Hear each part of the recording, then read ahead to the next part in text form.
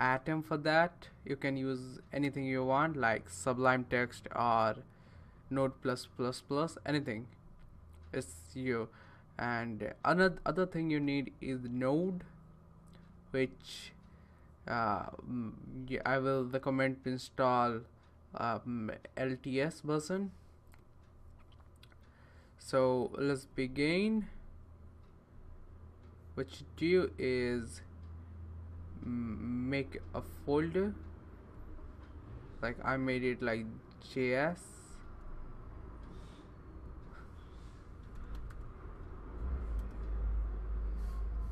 and open Atom,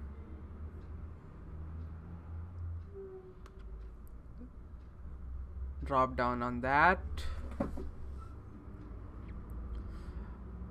Next thing you need to do that is get new file. You can name everything you want. I'm gonna name it index.html. Yeah, but the extension must be an HTML though. First, go to system preferences of the Atom and install emit.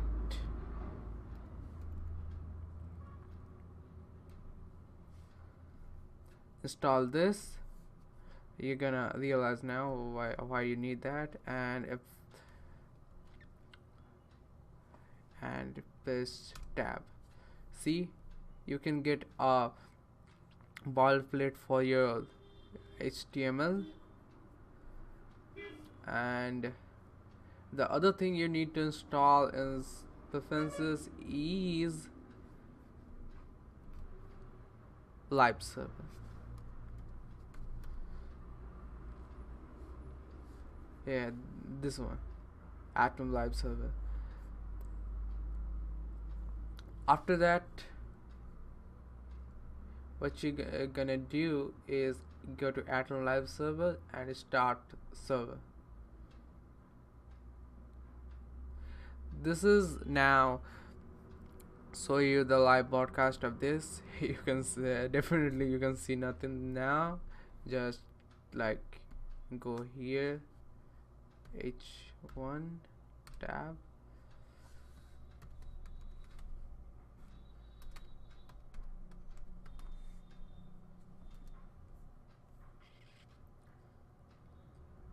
as this is ad, and you're gonna learn on this video how to make your first JavaScript code. If you missed the previous video, go watch that so you can understand what I'm doing. Let's begin. Last time we did this, and now you need to do is you need to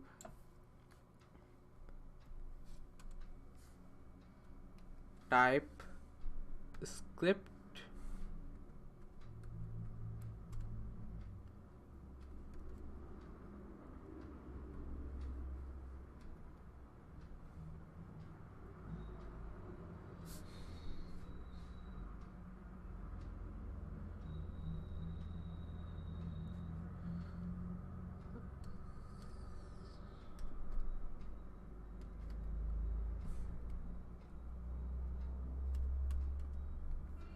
and you need to type console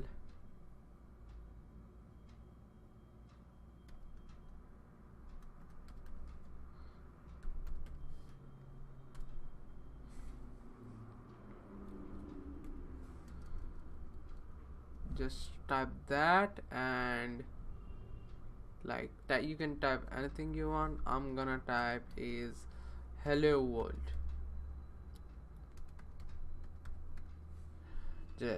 After that you need to do is save that and go to the browser, open step this, open up your console and click on console. This is the place where your JavaScript codes are executed. See? Hello world. As it's your boy ASAD, and you're gonna learn this video separation of concern, which it means that you are not gonna use anything on the same files. And so you need to create new file. You can name anything you want. Again, I'm gonna name it index.js. So do that. What I'm gonna do is take code from the index.js and paste here. So it would become separate from this file though, and to link this file on that, you need to do is src index.js.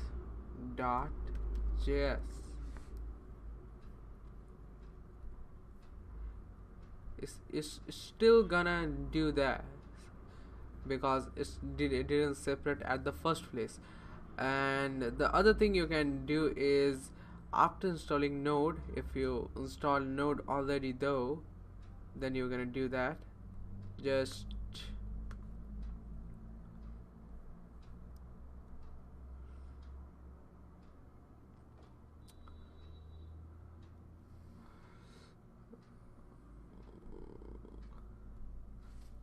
Node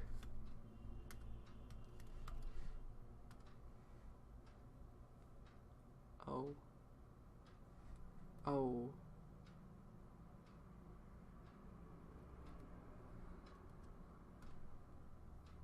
see. So meet you guys at the next.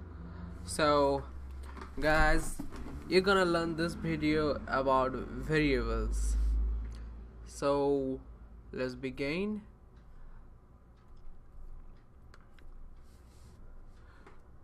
We can map variables by declaring them like var name, but there is a lot of problem with var, so we're gonna use let, and you can define by it like ending with semicolon like that. Next thing is gonna like we're gonna log it on the console name. So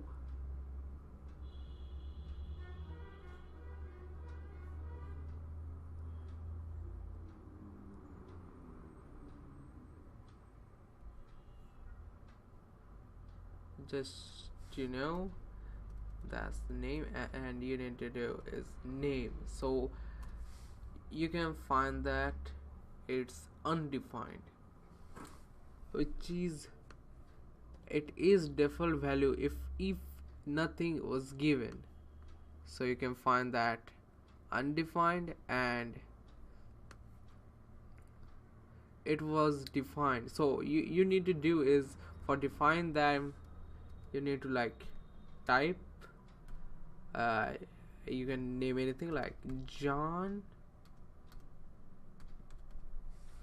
So see, it's become John. And if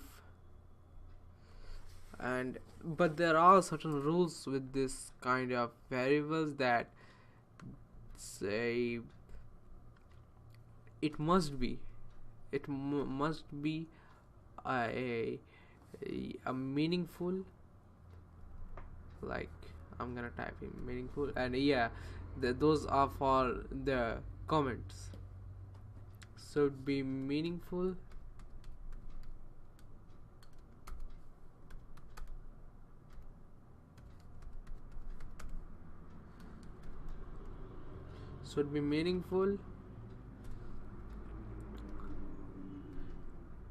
cannot cannot be reserved. So you can't use the reserved words like um, you're gonna find on the in the future, but you can't use like let or var like that. And there are certain things you can't do, like you can't name it one something like this. You can't name it like that because this is not a way you can declare a variable, like,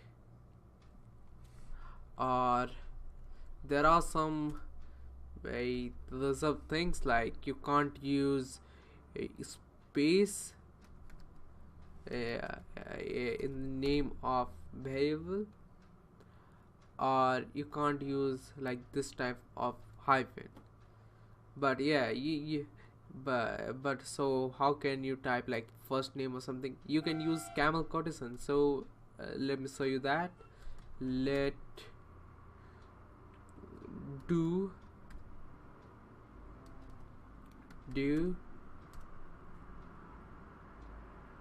that. See, it says do that. It's not a good example though. First name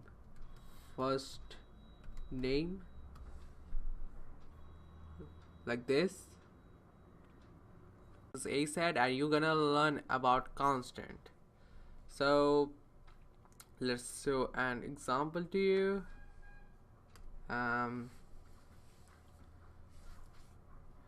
Let me declare a variable called subscribers, which is mine.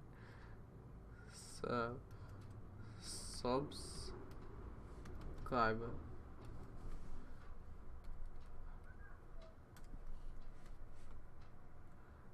and which is a 0 now.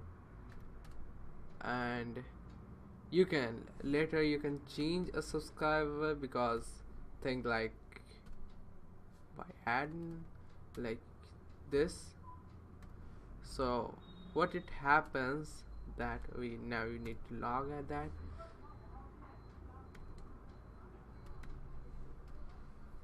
Now what gonna happen is show the latest number, but in constant you can't change the number of subscriber. Like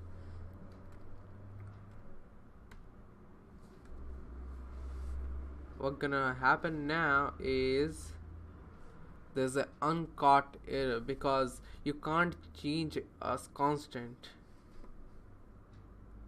Hi guys, it's your boy Asad here, and today we are gonna learn about primitive types and reference types. There are two types of elements in JavaScript. One of them is primitive types, and there are 5 types of primitive types which you're gonna learn now. Let channel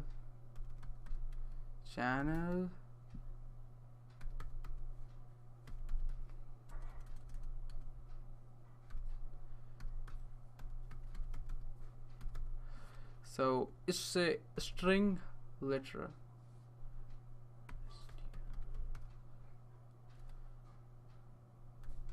That's a fancy name for literal though. And age is a number, so what did it say? 29.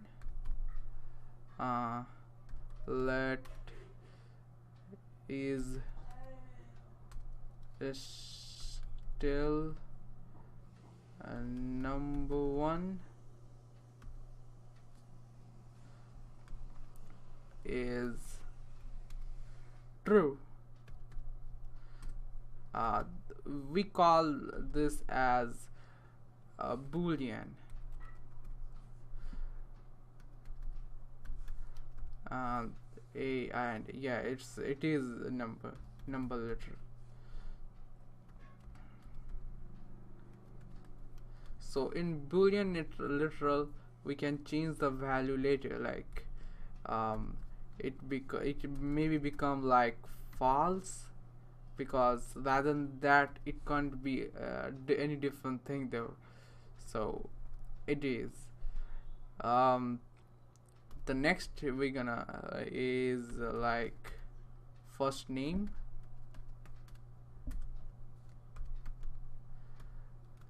um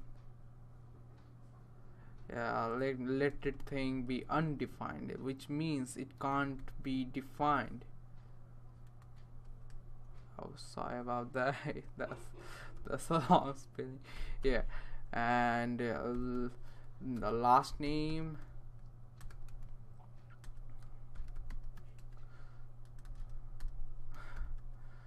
um is null, which is mean it can't be defined now, but maybe later defined later though.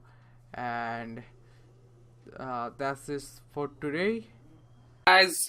I'm Asad here, and now we're gonna learn about dynamic types. And let's see, when you go to the console and type of, and the thing like channel, which is I'm doing, is you can see that it's a string. So and but in the other languages we need to define that in the front, like other languages like Python and others, C programming, other different languages. And but in here we do not need to, like if we do like type of age is number, but it's already defined. If we like change the number to like change the number to like 29.9, and retype the type of, it's still gonna be number, but in other languages it would be a float, and integers, which is a different, like there are two types of number in other languages, like integers and float. The next step is undefined, which is of our first name. You're gonna see here that first name, so it's still undefined. And the other thing which is type of is last name. You never guess it is. It's a object, which we gonna learn in the next lecture. So guys, Asad here, and you're gonna learn about reference types. There is three types of reference type called objects, arrays, and functions, which you're gonna learn about in the next lecture. Sadia, and we talk about objects.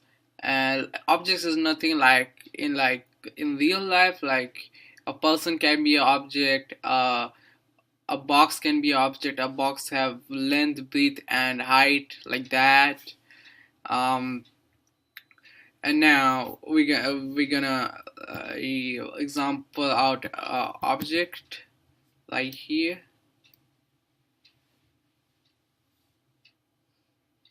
So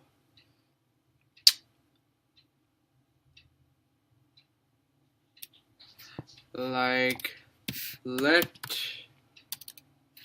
human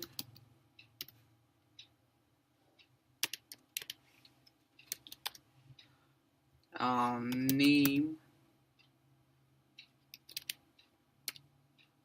Asad,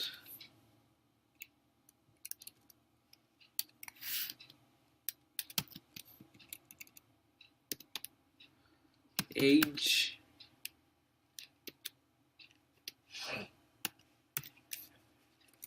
18. Yeah, I'm 18.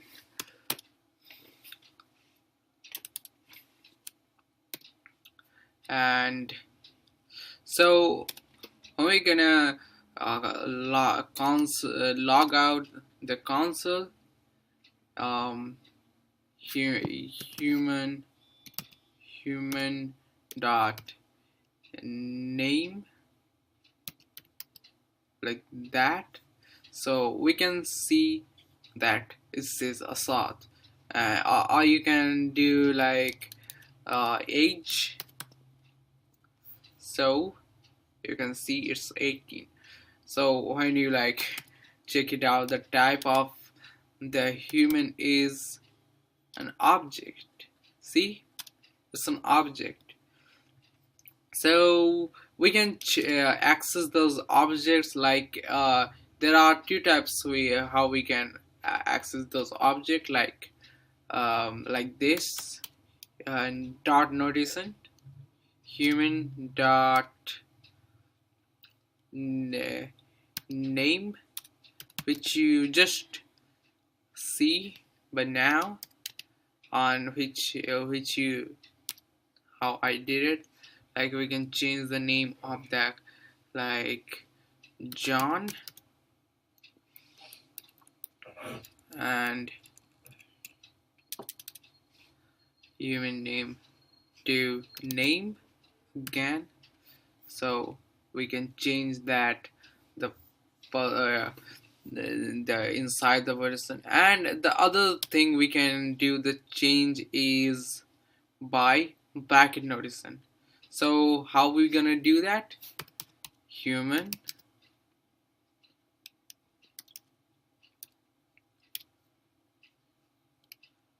name and Assad.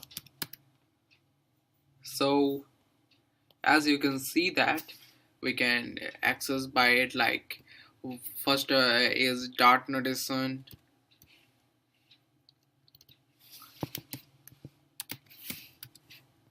and the other is bracket notation. So that's it for this video. You can watch. How's it going, guys? Assad here, and you're gonna learn what is array in JavaScript.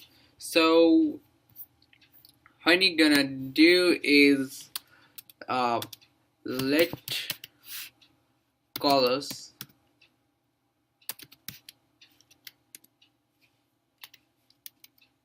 and we're gonna throw some bunch of color names like red, green. So and log on console.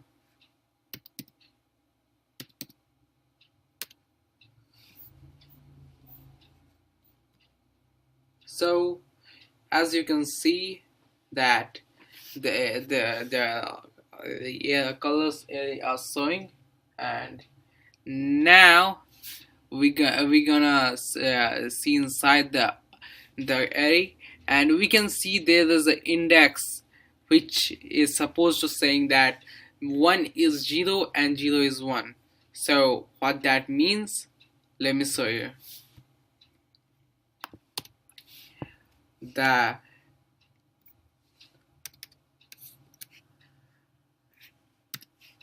When you do this, we will show the index, the number of the array which it was at. And we also we can do this, like color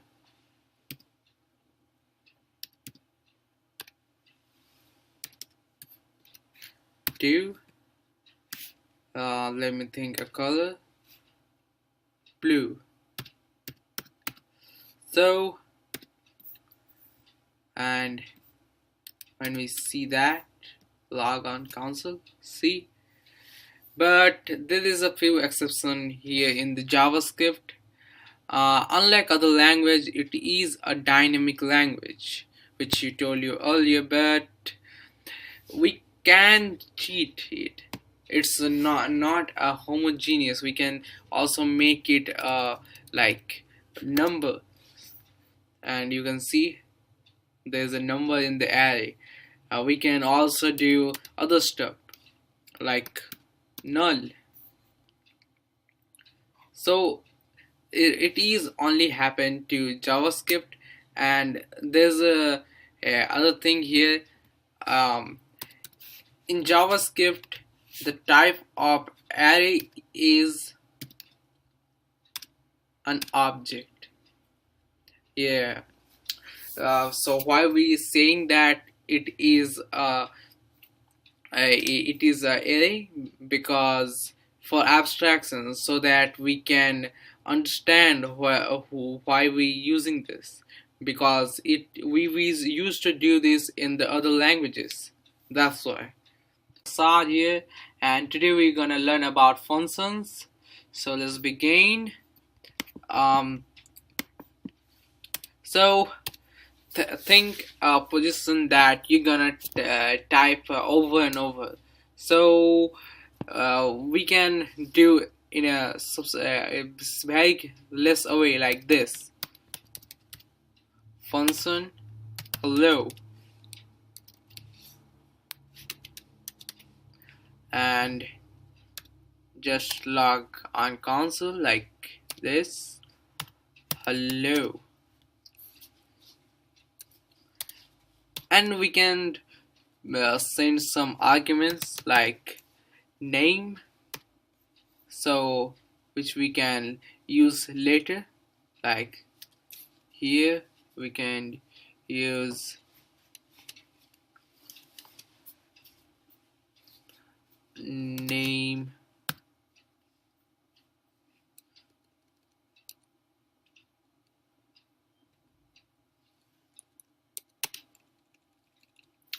and so when we just do like hello and call the function like sod, so what gonna happen is it says hello Assad like this, and when we can do like over and over.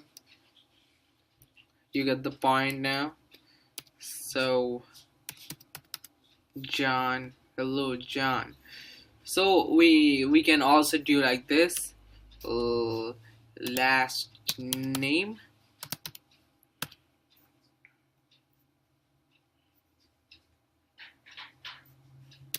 add a empty space. We adding an empty space because rather than that it would be a mess over here, and last name. So when we do that, it would become a gigantic mess because we didn't set up the last name. Let's do last name Ali. See, this is what happened. So now it's look clean. So that's it for this video, and we can see you guys in the next. Today we're knowing about types of functions. So there are two types of function. There's a function which do performing a task, and the other which they do is calculating a value. I call it a value function. So let me think of function. Let's do like function which gonna do a square of a variable. Like we're gonna name that variable is number, and return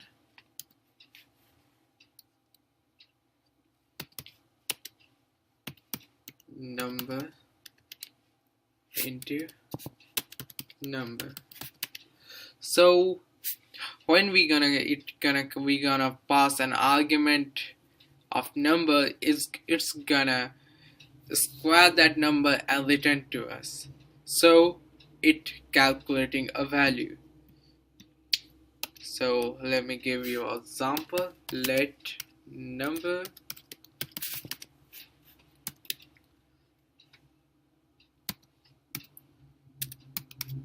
use that function,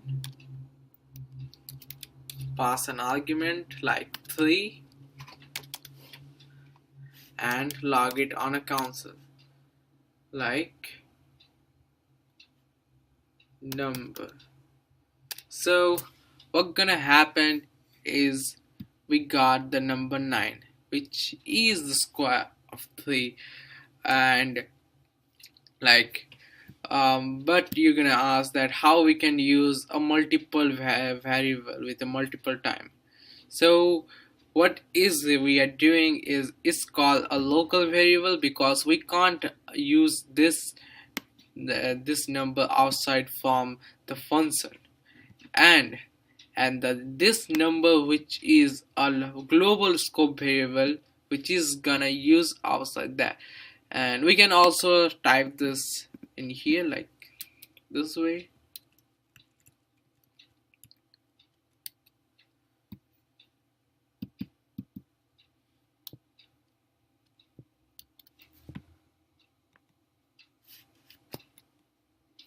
So when we do this, the results are same.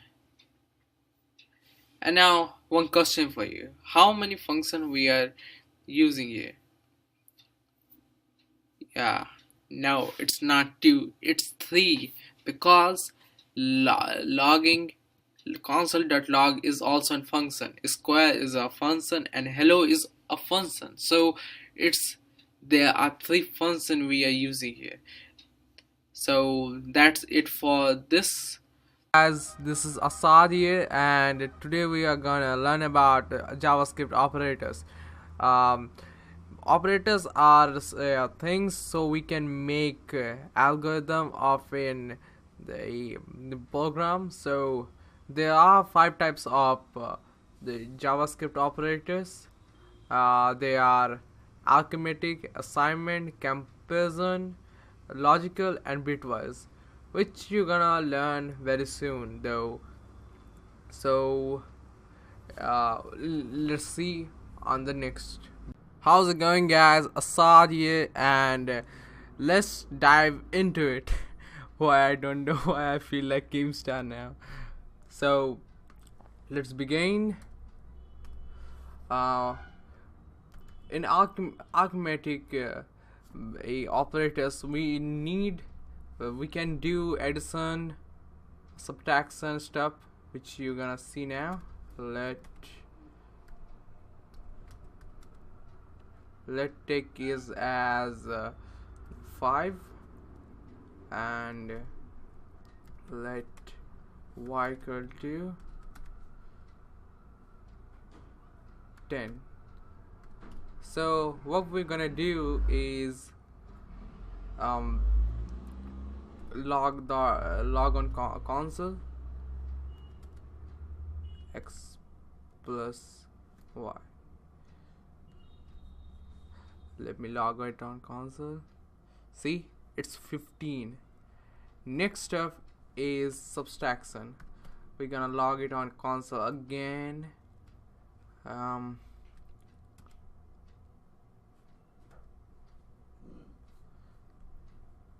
See, it's -5 here. And after that we have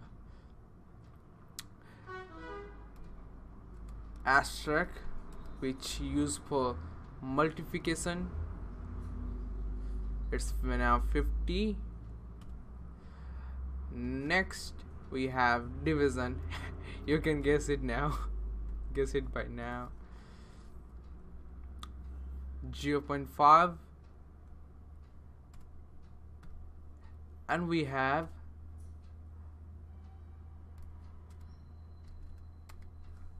double asterisk y.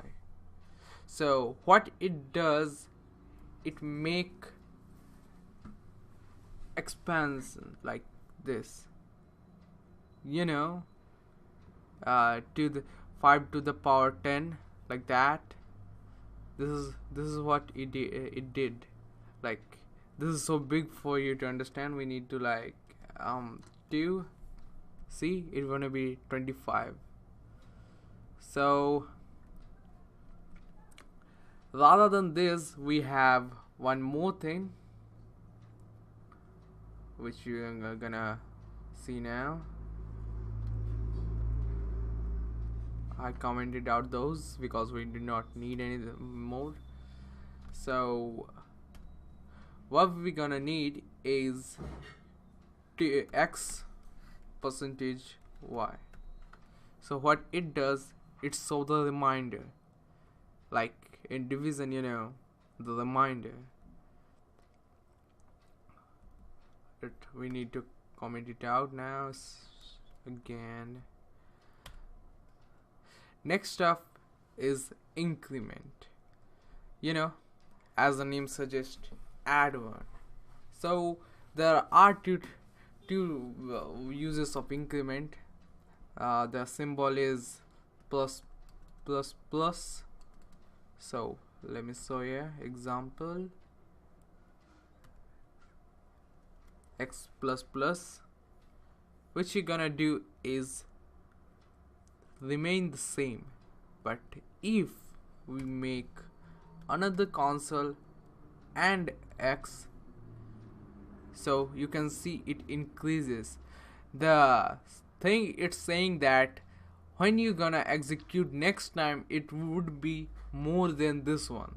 This is what it did, you know, x equal to x plus 1, like that. It do it shortly. Or you want to have the more number on this same console, you can use at like this.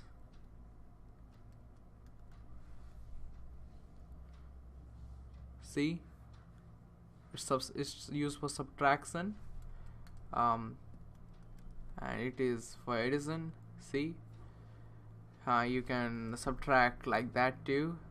After that, it must be subtract. This is what the suggesting in the console, you know. So the minus is called decrement and the increase is called increment. So thanks for watching this video and see you guys next time. Hey, Asad here, and you're gonna learn about assignment operators. So assignment operators are these equal signs, you know, these equal signs. Yeah. So what you're gonna do is remove those old programs, nasty old programs, right? And now what we're gonna do is a simple thing. X equal x plus like 2. So what we're gonna did is it gonna show the console is 7. I know we're gonna say like, hey, it's not happening in maths. Yeah, it's not maths. So programming is different than math though. You can do like this too, like 5. So you can see this is the 35. But you know, like in the previous lecture you learn every operators. You can arithmetic operators, you can use anything with the combination of this. You can also use like this too, like x plus equal 2, like this. See, you can use like this too. So see you guys in the next. How's it going, guys? The Asad here, and you're gonna learn about comparison operators. There are two types of comparison operators, relational and equality. So let's begin with relational operators. So let's take x equal to 1 for your convenience, So what we're gonna do is log out console x greater than 0. So it's gonna show true because it is true. These are. Next is x greater than equal to 1. So what gonna show is true because it is, because greater than equal to is same, like that. Log on now we're gonna log out console is x smaller than 1 false, because it's not smaller than. And next up we have x, you guess it by now, x equal to 1. It's true because it says smaller than equal to 1. So these are called relational operators.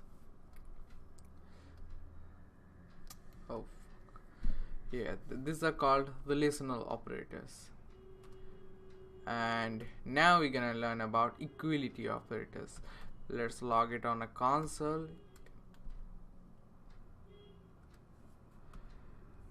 Is x equal to 1? It will say true, yes. But know it that we need to give 3 equal signs. 3 equal signs, only that, then it will be possible. And other thing which we need to do is x not equal to 1? Yeah, it means not equal to. So false, exclamation. So it says false, but if we do like 2, it would be true because x is not here equal, So that's it for today's video. See you guys in the next. Hey, how's it going, guys? We are gonna learn about equality operators. Last lecture we did learn about equality, but not proper enough. So what we're gonna do is, there are 2 types of equality operators. So let's begin. 1 equal 1. So what it means, that is it equal to 1? So it's true now. Number 2, we're gonna use, log it on the console, is string 1 equal 1. So what it means, it's not equal because it is in a string and it is on a number. So what we're gonna do now, we need to show other type of equality operators. Is 1 equal 1?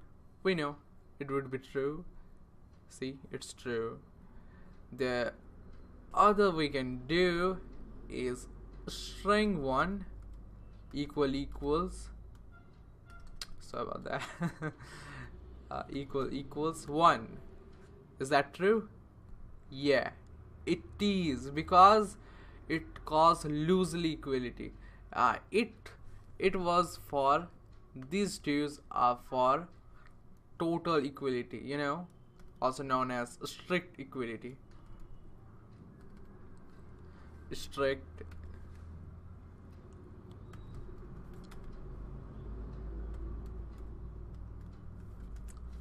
equality. What it check is it the type of the character is okay, is that not boolean or something like that.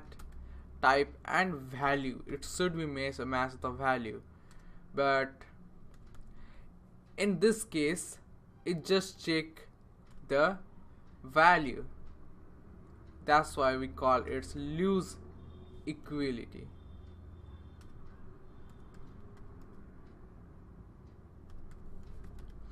So there's a thing. We also can make true by saying a boolean like this: true equals 1, and you can song now. See, it's true because it's a boolean. It is that 1 equal to true. So this is the loose equality can go the far as this, So thanks for this video. See you guys in the next. How's it going, guys? Asad here, and today we're gonna talk about ternary operator, or you can say conditional operator. So let's think about a moment that you work in Netflix. I know. So and you just given to check that they are in basic plans or in premium plans. So what we're gonna do is let take price they paid.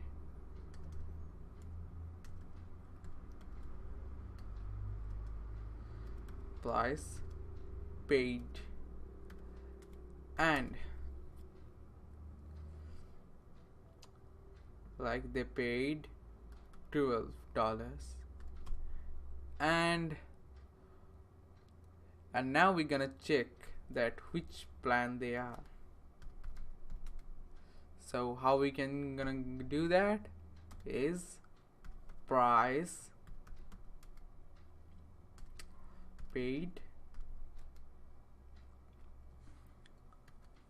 greater than $11.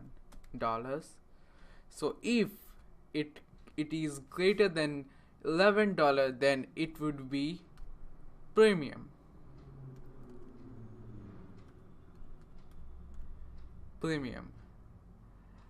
Or if it's not, so it gonna become basic. So what gonna happen when we log it on a console is plan. It would show which plan they are. So let's think about a moment that we also need to check, is that he available for Ultra HD or not. So how we gonna do that? We're gonna make another condition. So let's check Ultra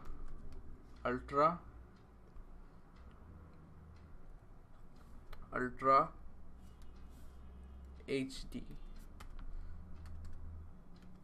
and equals plan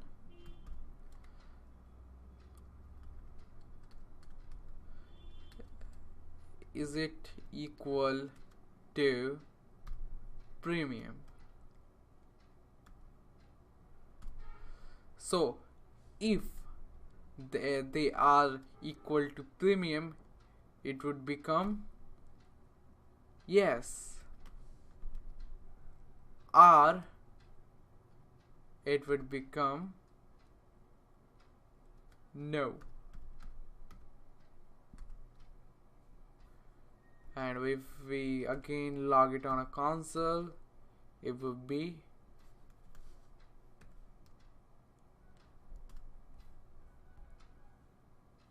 oh, there's something mistake. Oh, sorry about that,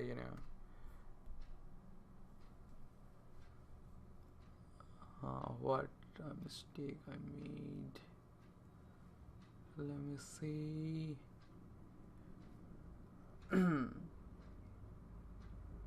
Oh, sorry about that, I make a spelling mistake. So how we're gonna do that is yes. So if the plan is equal to the premium, that it gonna show the Ultra HD, or it would be not available for him, sad guy. Who doesn't watch it Ultra HD? Make sure you watch in Ultra HD or you can't see these numbers, you know. So see you guys in the next time. Yo guys, Asad here, and we're gonna learn about logical operators. In JavaScript there are three types of logical operators. First is AND operator. Now you're gonna see those. So what happened, think that let no just I logging on console. If what happened that both of them true, then it would be true. Only then it will be true. If think that it gonna like false, one of them may be like false, it would be false. Any one of them. If all of the both of them will be false, it would be true. You know, like plus plus plus, minus minus plus, like that kind of thing. So let it make it true again and false. See, it is still false now. So you will ask, hey, Asad, what is the real world scenario of this? So the real world scenario of this is, think you are making a website where you're gonna want only the male guys, and he must be over 18. Hey, don't, I'm not gonna be sexist though, this is just for joke. Hey, don't bite me, feminist, okay? So let's begin. Let's think that let is male.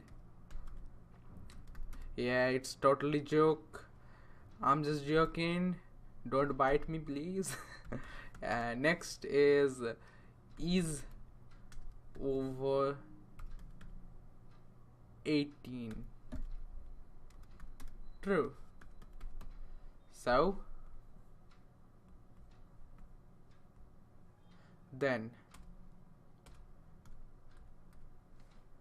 he would get an entry,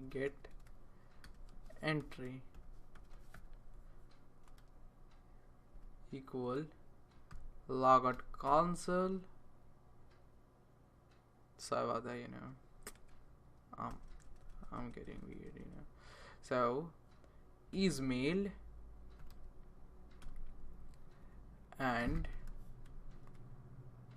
is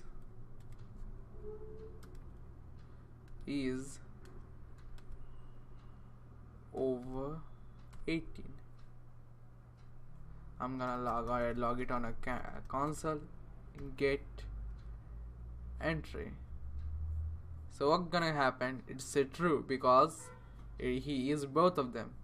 Think that he is male, but he is not 18 years old. So what's gonna happen is he gonna get false, he gonna get rejected. So we can make one more thing, you know. And the second operator, what it is called logical, or we can say the OR operator. If think that if you want like anything to be true, so it would be an handy one, you know, like this. I'm gonna use this now. Like if he is 18, that it would be okay, or if he is a male, then it would be okay. So we're gonna do like this, so it will always get true. See, except for only one, if both of them false, like this condition, like now. Sorry about that bad spell mistake. False. See, only that can be rejected. So we're gonna make one more, and the last, you know, the last thing, which is other logical operators, which is the last logical operator.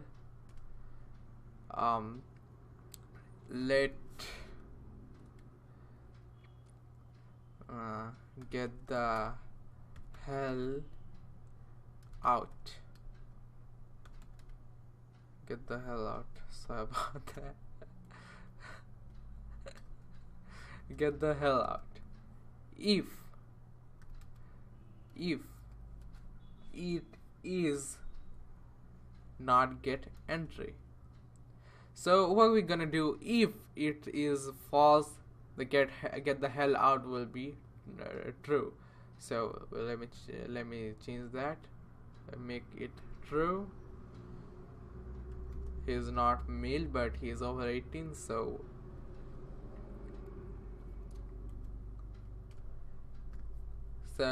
we're gonna log it on a console, get hell out. So you're gonna see that, yeah, its get entry is true, but the get the hell out is false. It always gonna show the opposite of the which it is. So we can do other things like what we're gonna do now is we gonna write eligible. Sorry for my bad pronunciation, you know, I'm come from a backward country. Eligible get entry, eligible true, and we can do like hell out.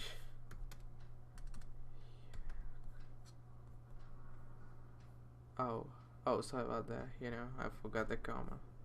So false. So that's it for today's video. See you guys in the next. How's it going, guys? Asad here, and now you're gonna learn about logical operators with non-boolean values. So what it means, we can use that. You're gonna ask first question in your head, right? But in JavaScript, only in JavaScript we can use this, not in another language though. But so let's begin. Let's remove that. So what we're gonna do is type false, true. It says true. We do like false. Don't you worry, I'm gonna explain all of that, you know. So false,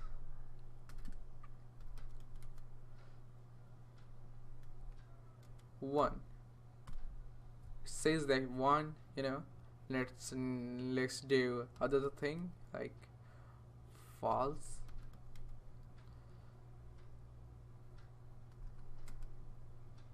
empty string, and the last thing we're gonna do is one. So you must realize by now that the JavaScript engine trying to show you not falsy values. What are those not falsy values? So let me give you examples of that. So falsy values are undefined, like undefined, which is not defined until now, null, not and thing, zero, you know, zero, the boolean false, empty string, not a number. So these are falsely values, and what are it? The JavaScript engine always try to show you the truly values. What are truly value? Anything which is not a false value are truly value. and and there's other thing which I need to show you now. Let's think that there's a false, uh, there's one, there's two, it says one. So what just happened that it give you the easiest truly value, the first one which he get by the right side, you know because when you do that, it always show that how we gonna get that. This is also called short circuiting. Yeah, it is same short circuiting as electric short circuiting. And the other thing which is that, think like it had like a million values. After that it can be like go on like 3, 4, anything. It always gonna show the first truly value. And now think about a real world scenario that you are on a online website, like you are in a Amazon and you want to buy a shirt. So think that you didn't choose the color, but what gonna they give you is the default color. So let's think. User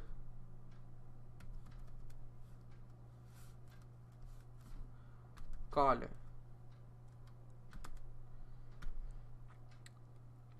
blue,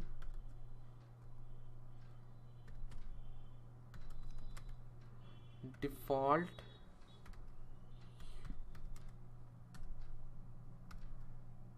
color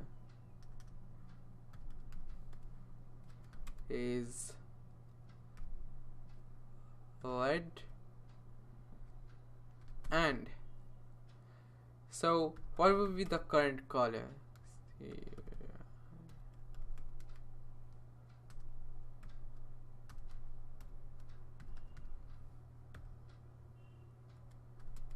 Is user color by default color.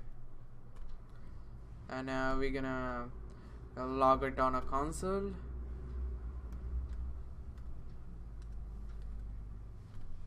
So it's gonna show the current color because he chose blue, that's why.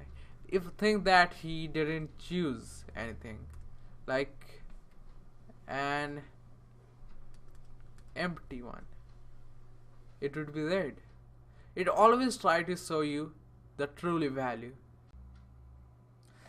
How's it going, guys? Asad here, and you're gonna learn about bitwise operators.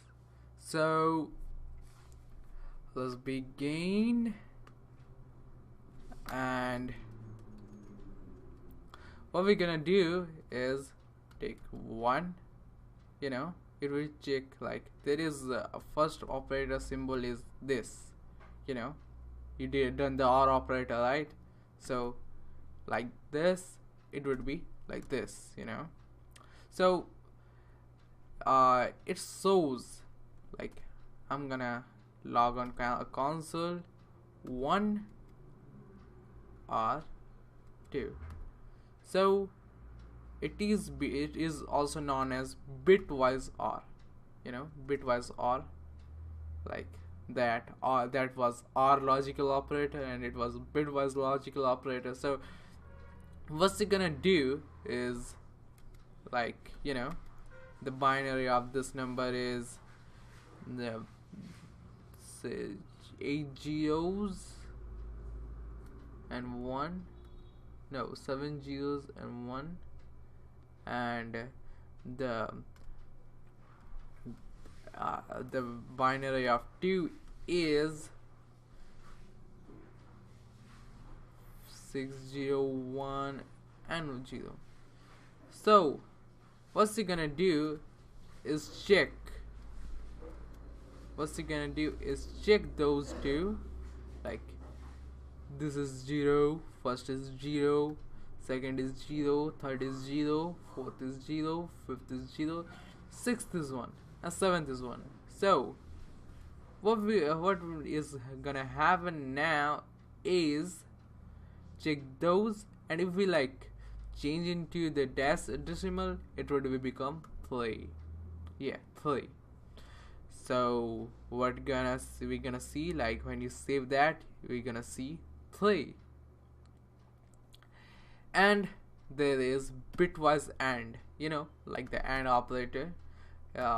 Just say one and what's gonna happen now is check those two, and if if both bit have like 1 and 1, then only it will produce and 1.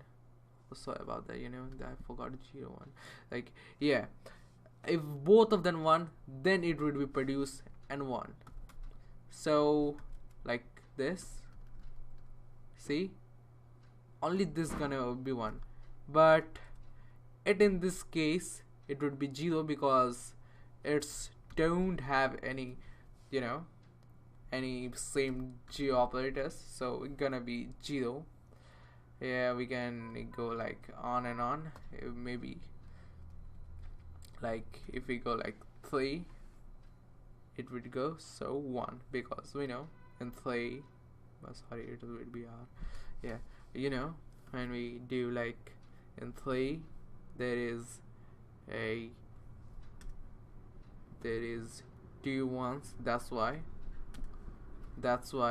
it would become 1, like that, like this, it become 1.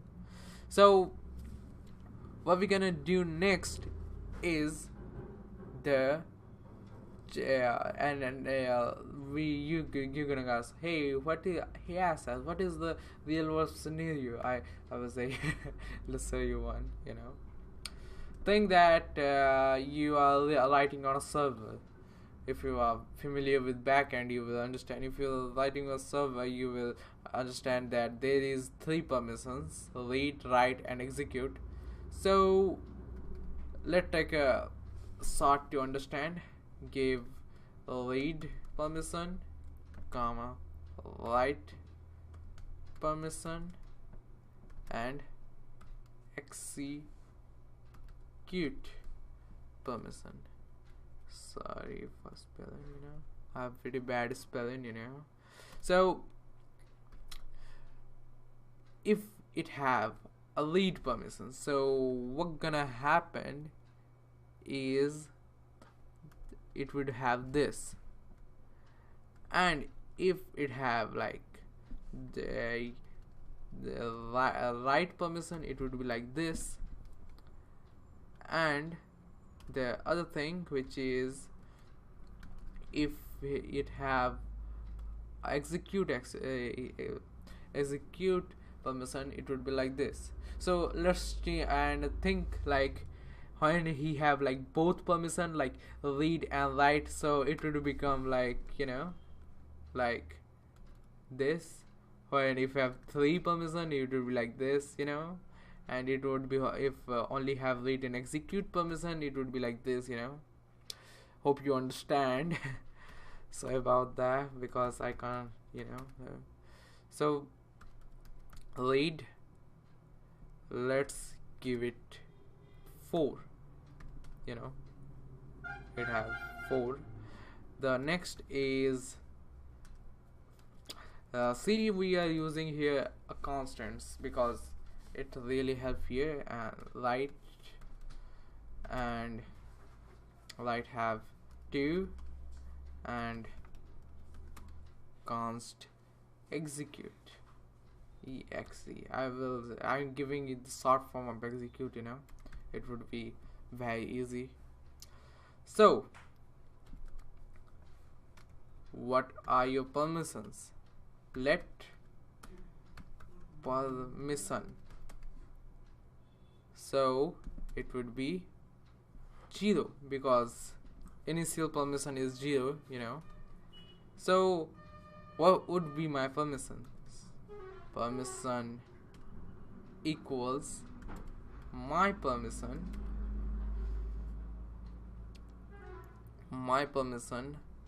a bit operator, sorry about that,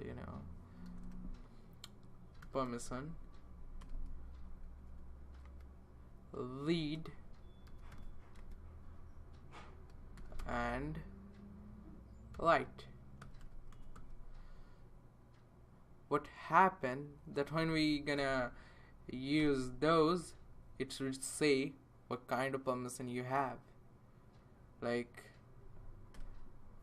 now what we're gonna do is the log on console, the permissions, what are my permissions. So it would be showing 6. And now you're gonna ask me, hey ASAD, how are we gonna change into a string so we can use in a real world example? So the ternary operators, we can use this here. Like, let me show you an example.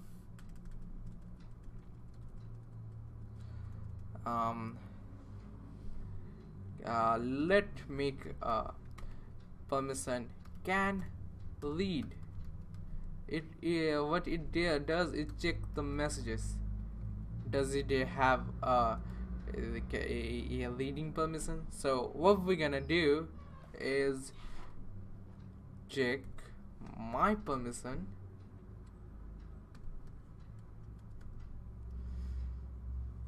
sorry about that, permission, and and bitwise operator, check read. If yes, like that was, if it had yes, rather than that it will be no. So let's log it on a console.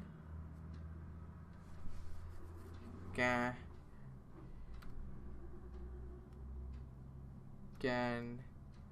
I read, comma, can read.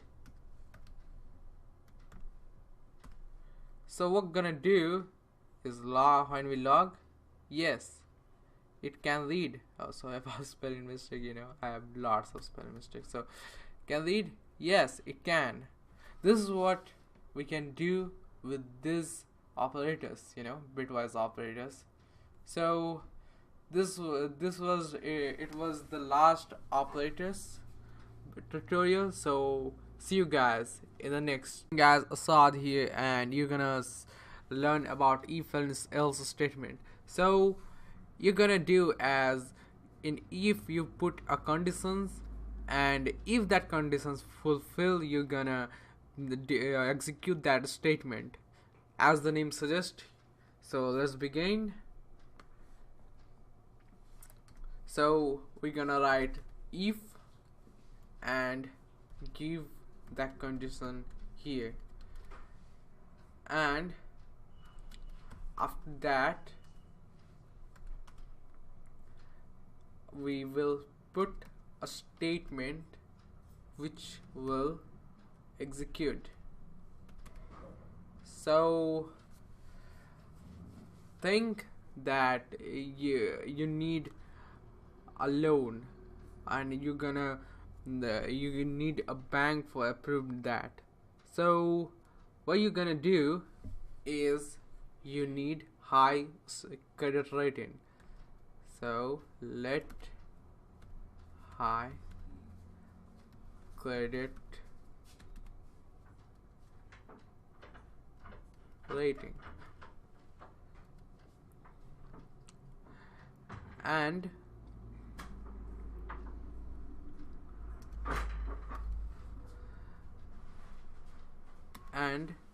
if it's true, we're gonna put that it's true. So we're gonna check that high in the conditions, high credit rating equals true. So what's gonna happen now? It's gonna execute that statement. So we're gonna log that console out. Loan approved. So see, so we can also do those other conditional statements, like those assignment operators by using operators like uh, we can make that into a credit rating, and we can make like 110, and we're gonna check that credit rating is higher. The check we will check that is it higher than that or not. So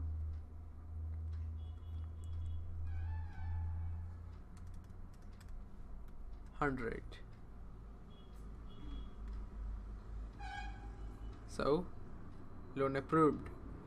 And if it was 90, you're gonna do nothing. See, so we can make that another thing else, and we're gonna do a console log loan not approved. So you can see loan not approved. So we can do more with that, like we can do nested loops like this, high credit rating and high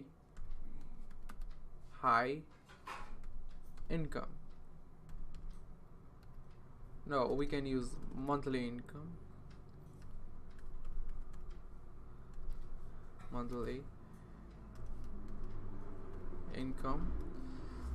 And what we're gonna do is we will put if statement inside of this if statement. So monthly income equals $1,000 and $1,001, and is it higher than of that. So if it gets,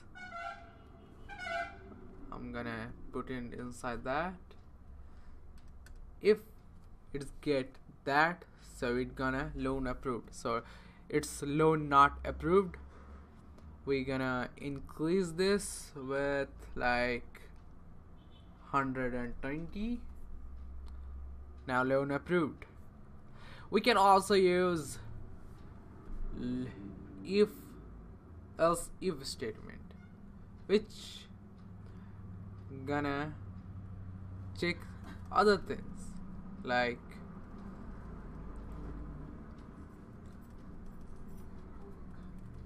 what we need is just an bracket which we gonna put conditions like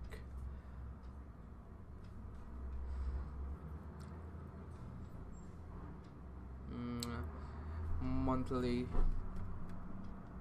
income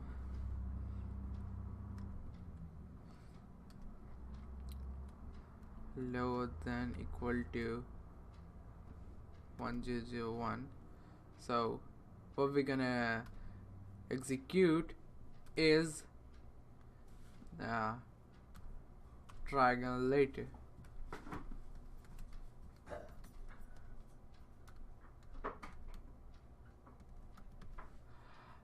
And we can put the else here too. So you maybe get the point by now.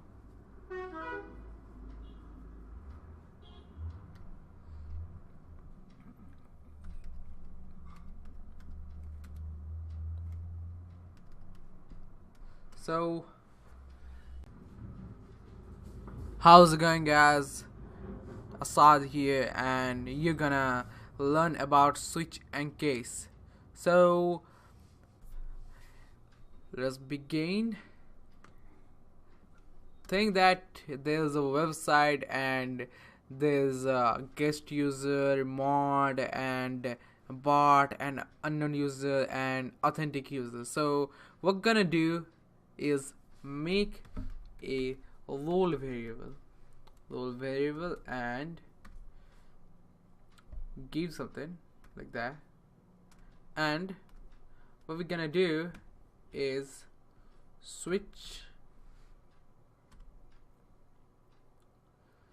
So we're gonna put role here and put the expression like guest, if it would be guest. We can, and we will log out console guest user. Sorry about that.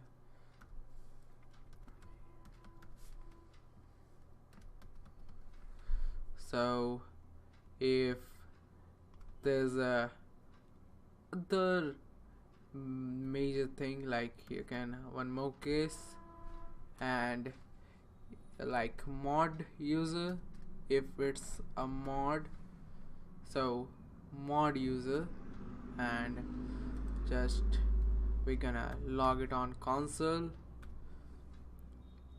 mod user.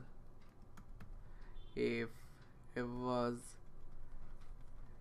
an auth user, like auth, sorry about that, auth user, and log it on console auth user. And there is another we can make that if there is we do not know, so we can do the unknown user.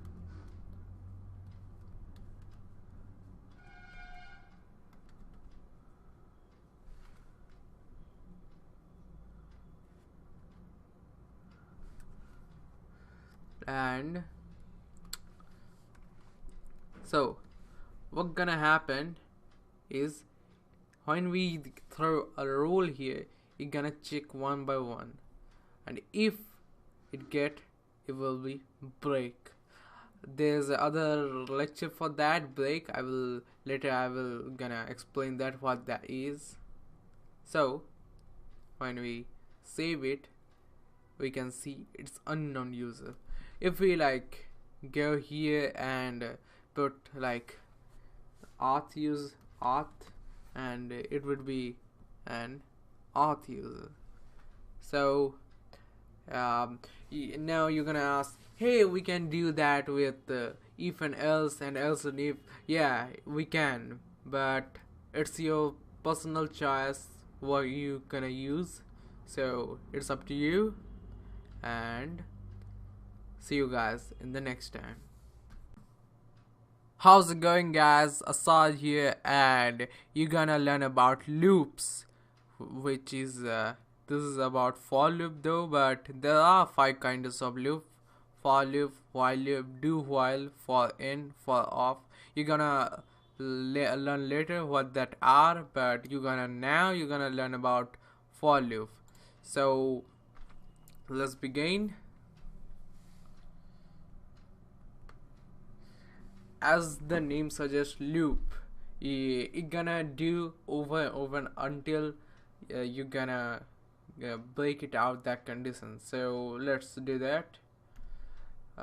We're gonna just show you like hi. We're gonna print hi for like 5 times. So like paste, paste, paste, paste. So it's gonna do like that, but it's so lengthy, but you can do for loop for that, just ask for um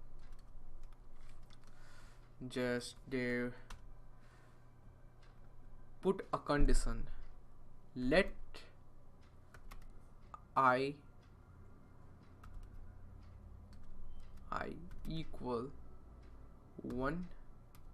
Oh, sorry about that. Let I equal 1 comma, it's not comma though, yeah, I greater than equal to 5. So, and I plus plus, that increment one. I hope you remember that. So what I'm gonna do is log the console high. See, it says 5 times high. And we can do other things like do I, we can print I2 like high 1, high 2, high 3. It's the variable, Now you can also do like check is it a odd number or something. So let's find out the odd numbers. So what we're gonna do is if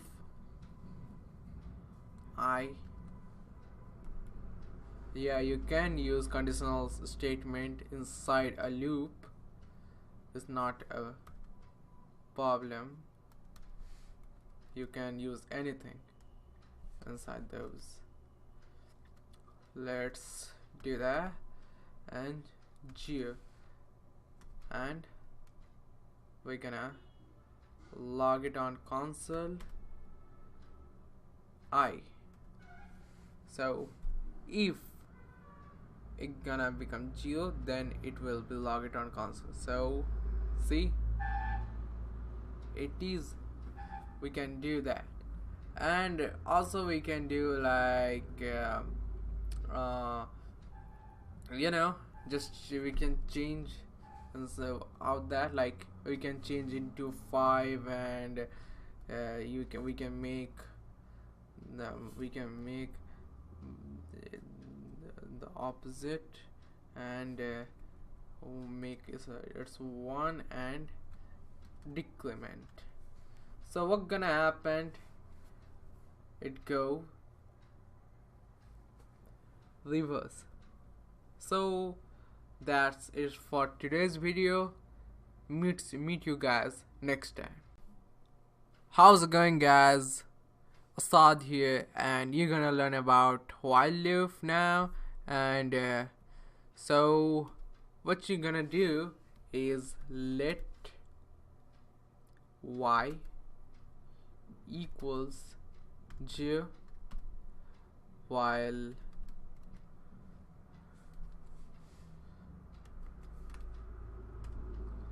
so I'm making a same kind of loop as here. So what I'm gonna do is I greater than equal 5. Inside that we're gonna do is if make a conditional statement. So about that, I forgot I'm using y percentage 2 equals 0. So we're gonna log on console y, and if it goes, and we will go like plus plus. So what's gonna happen is, oh, sorry about that, same mistake again. So what's gonna happen, it do the same loop, again. So now you're gonna ask that why we need while loop if we can do in for. So yeah, it's your preference again, like the switch if and switch cases same as this, and it's up to you. And there are some programs which you can use the non-global variables, so you can use that too. For that it would be a good choice. And what while says that until it gonna become 5, it gonna do that until it becomes. So we will start like while y equal to 0 and it is not equal to 5, so it gonna execute that statement and again do that iteration until it become 5 greater than equal to 5, which means it until it become fulfill the conditions of that. So that's it for today's video. See you guys next time. Hey guys, it's your boy Asad, and you're gonna learn about do whiles loop in this session. So let's begin. So when you do like let I equal 0, it gonna say uncaught error. See, it's an uncaught error because we already defined this. There's other conditions for loop because it is a local variable, but it is a global variable. So we need to comment out this for, and we also don't need for loop, so I'm gonna comment out that too. So what we're gonna do is I equal to 0 do if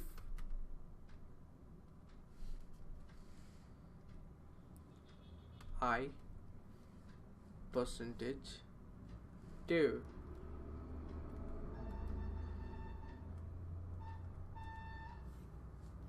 That same condition above here, and we're gonna do the same condition too and log it on console. So that log it on console I,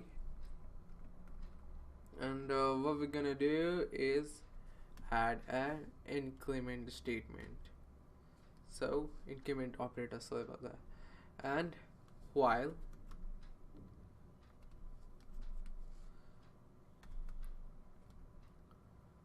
I greater than equals 5. So what's gonna happen is gonna show same as this.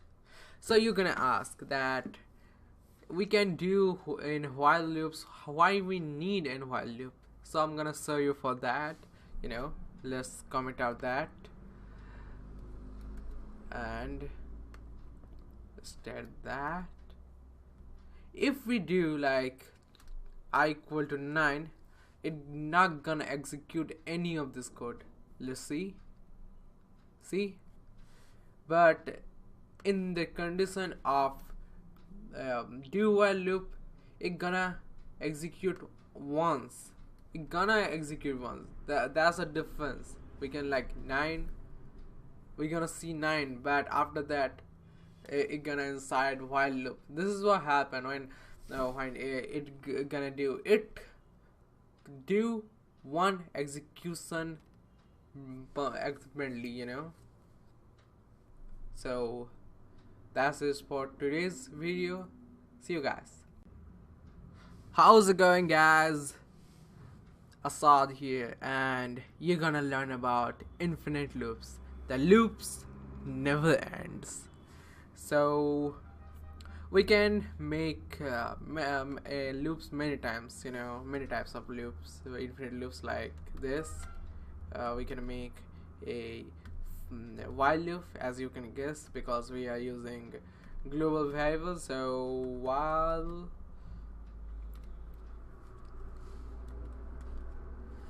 So I greater than 5,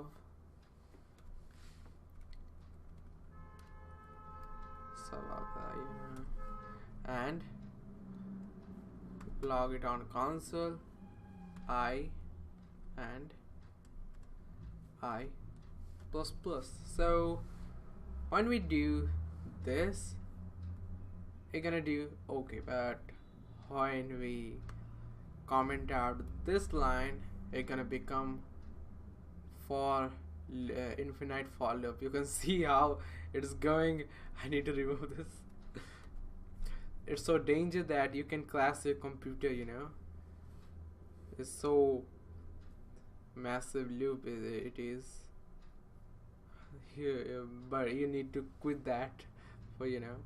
So beware of infinite loops, because these are so dangerous loop that it can kill your browser and your computer, of course. So I'm gonna restart the live server. I stop the live server and restart the live server.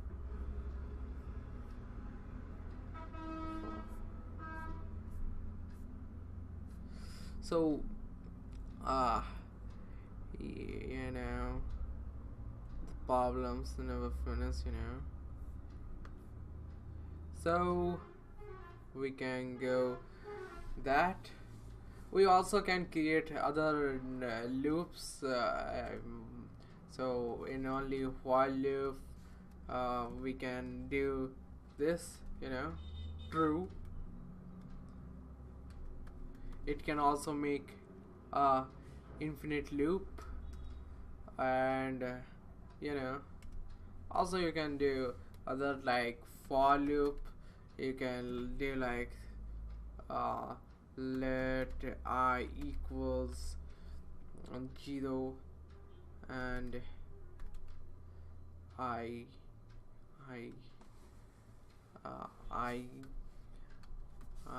greater than 10 and I plus plus.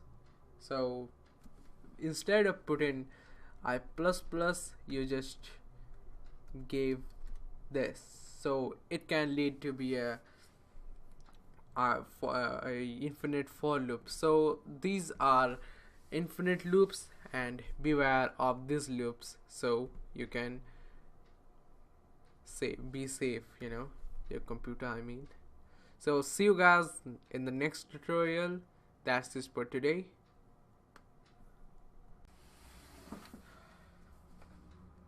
Hey guys, Asad here, and you're gonna learn about for in loops. So let's begin. So let's think, make an object, constant object, internet, and I'm gonna make those names. So YouTube,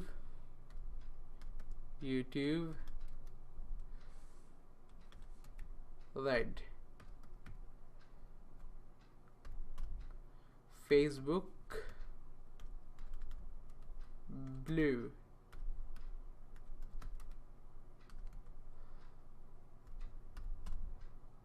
and Snapchat,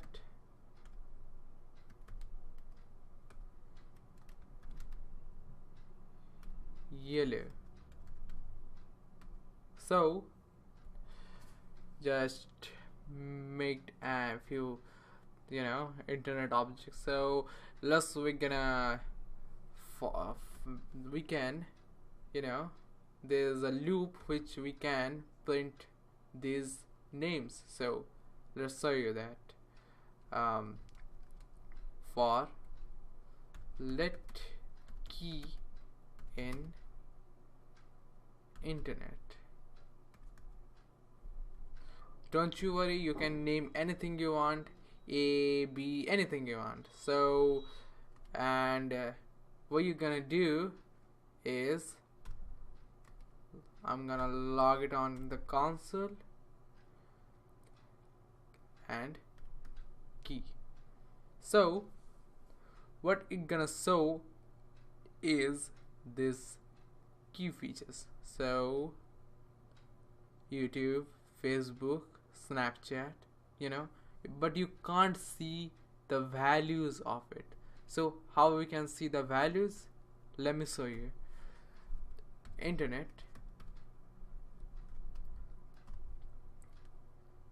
bracket, key. You know, the bracket notation, as you learned earlier how to access objects key values. Remember?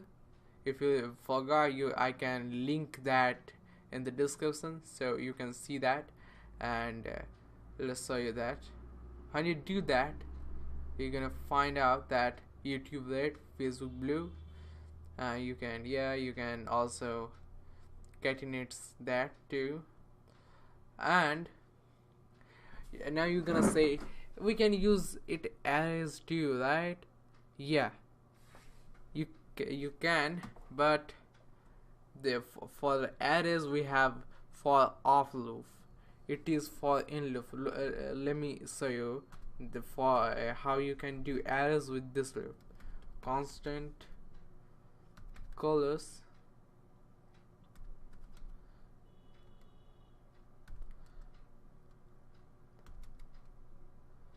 so what we're gonna do is red, blue, yellow. So when you do that, we have for let index in colors. So when we do that, we can show that, you know, like not really, we just know we can see the numbers, not that. So how we can see that? Just use comma, colors, use the same technique, use index, and we can see the values of that. So if you want, like, remove the index name, so numbers, so you can do that too, so you can get only the values of it. So there is a better loop for that, you know, for off. I'm gonna teach you next time. So that's it for this video.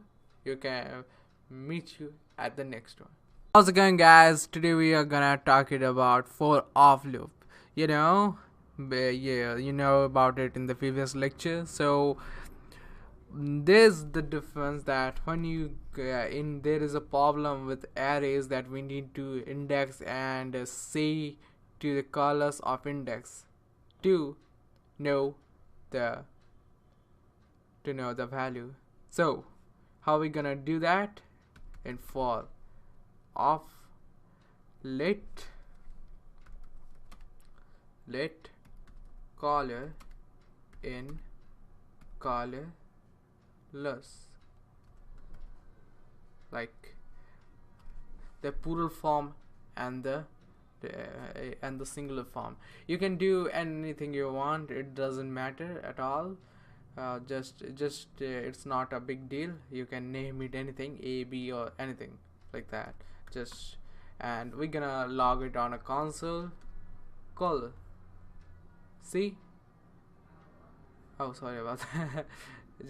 just put off and see, and now we're gonna remove this so it look good. So you see the problems solved. That's it for today's video. See you guys in the next time. Hey guys, how's it going? Today we're gonna learn about break and continue. So be prepared and let's get into it. So what we're gonna do is make a while loop. Let 0. So, and while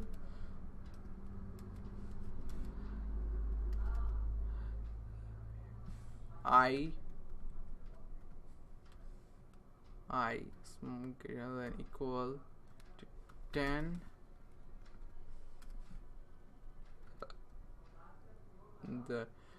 and what we're gonna do is outside the console that out.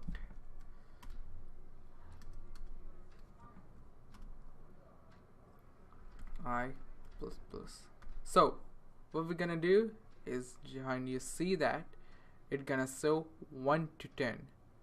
So we can do break statement. You can see break statement, I think you have seen in the switch and case statements on that, because I used that. I didn't explain, but I'm gonna explain that what it is.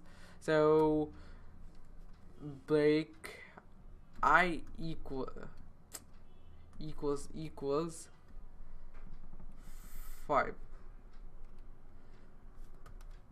and break.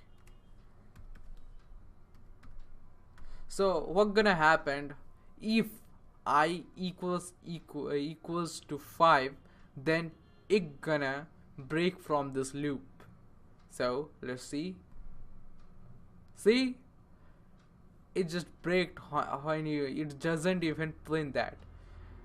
And about continuous, so if I'm commenting out that because I don't need any more of that. If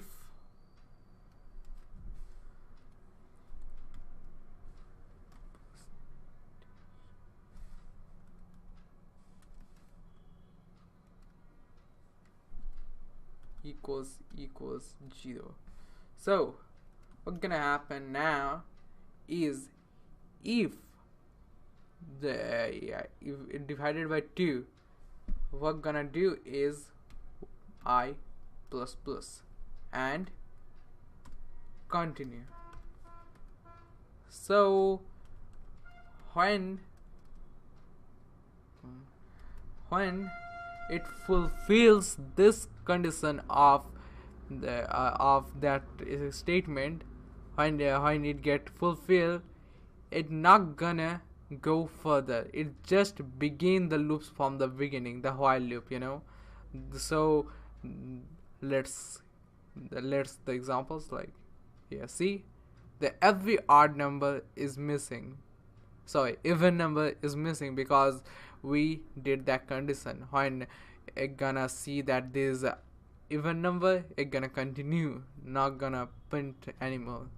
So in my experience, I'm not use continue more often, because it's a legacy thing of the JavaScript, the old things, geezers like that. So that's it for today's video. See you guys in the next video. How's it going, guys? Asad here, and you're gonna learn about object. So I already told about object in the previous lecture, but I'm gonna depth into it. So when we code about objects, we have a specific name for that. We call this as a object oriented programming. Let me show you some examples. Let it take as a side of an square, I think. So we are gonna do is like 4, and take as a location of x coordinate is like 1, comma, and so we can do that. So when we do that, we can't figure out that what part it is, it's so the distance we can't find out where from we can take it, we need to write it. So when we have a common things in a same prefecture, so what we do is make it as an object. So what I'm gonna do is now is square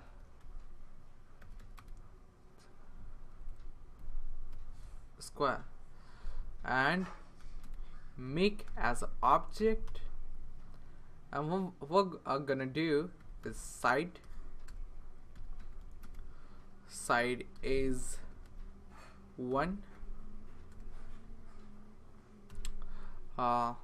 location,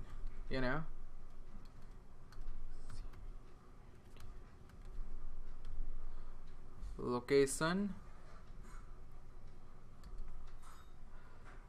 is, I think I need to give it a 4, it will be easy, and location 1, let it take is a 1. Instead of doing 1, I will make it as an object, and x equals 1, comma y equals 1. So what's gonna happen is it makes a object inside an object. We can make booleans like is visible. Is it visible? We can make as an boolean, and what we're gonna do is just that it's normal, normal thing, and we can access by like dot notation square dot side like this, we used to do it square side, and we're gonna log it on a console.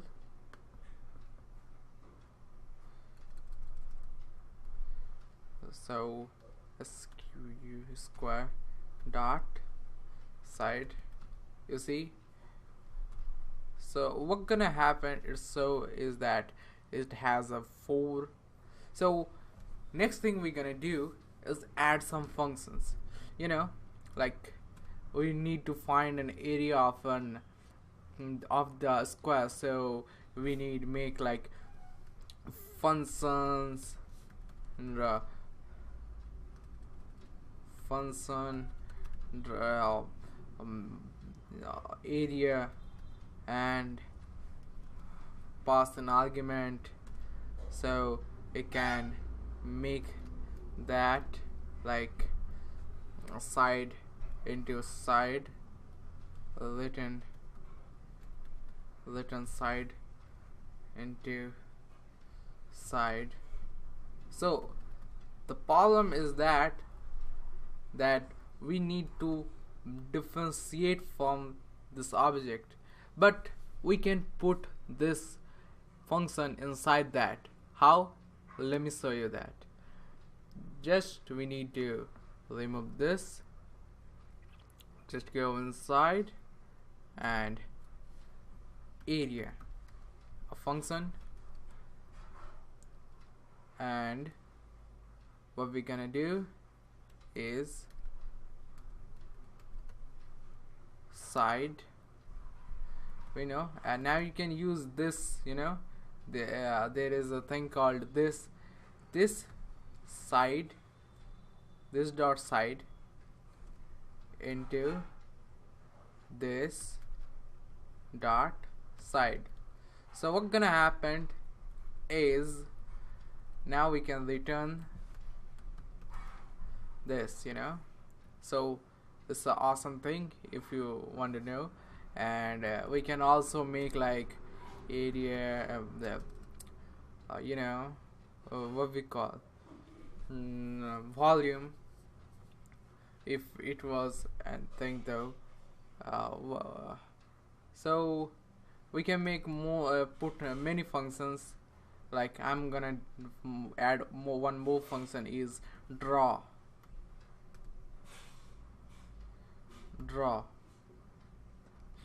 um, I'm not gonna draw anything, just you know, it's just for fun, you know. So draw, and what it do is console.log draw.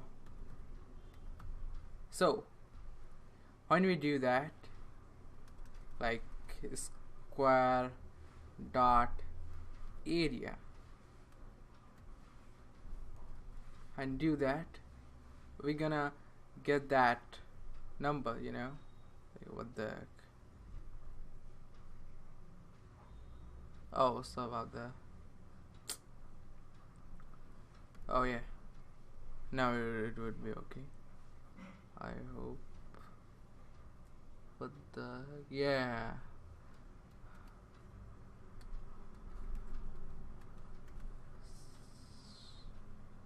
So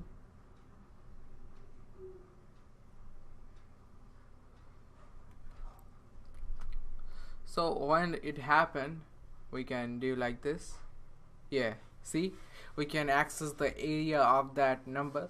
And about this thing, right, it says that if it is in the object, we can access through this. We can also access the location by like this dot, you know, like this dot location dot x, like that, you know. Yeah, just show you one. I'm just going to show you one, like return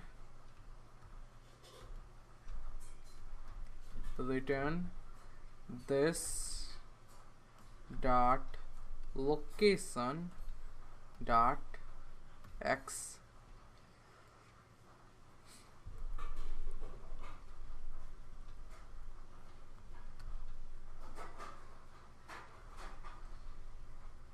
I don't think it gonna draw or anything, just it's just for a concept, okay? Like draw. See, it's now given the location of the x, you know. So that's it for today's video. See you guys in the next time. How's it going, guys? Asad here, and you're gonna learn about factory function. So like in factory function is the same. So let me say here, think that there is two squares. So what you need to do, what you're gonna be doing is like copying this and, you know, pasting that. If that there's a 3, you're gonna paste that. So there is lots of problem with this, because think there's a bug in it. So the problem with that you're gonna face is you're gonna hate to break and everything, because changing every time, you know, like that kind of thing. So it makes lots of problems. So we need a factory which will create those for us. So what we're gonna do is just remove all this and create a function which will create an object for us. So let's create that function. Create square,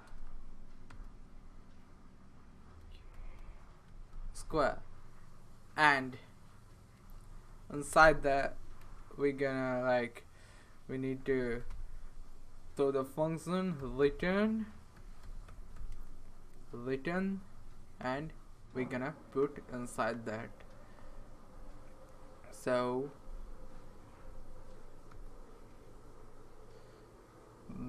we need to remove the let So there is still problem with this, because these are hard coded. That means every time you create a circle, and you need to go inside that and change bit by bit, like this, like you created something, and again you need to change that. This is a big problem. So what you're gonna need to do is just remove this and pass an argument side.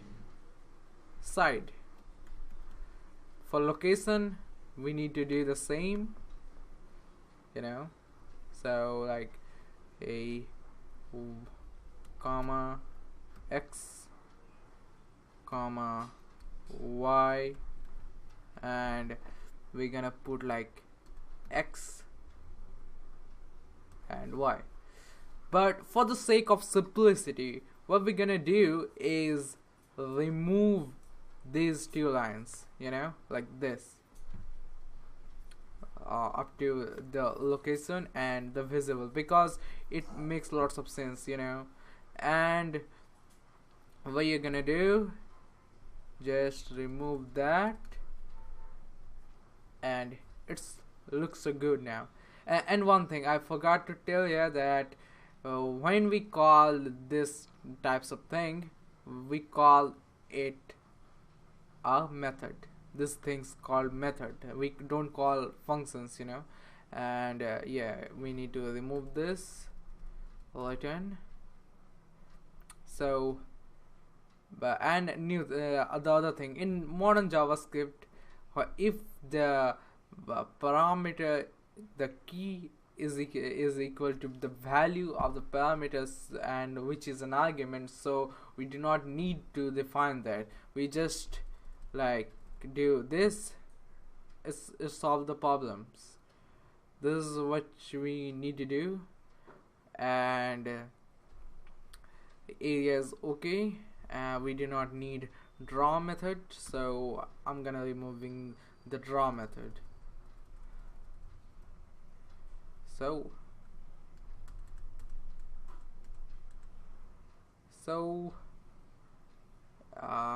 yeah, just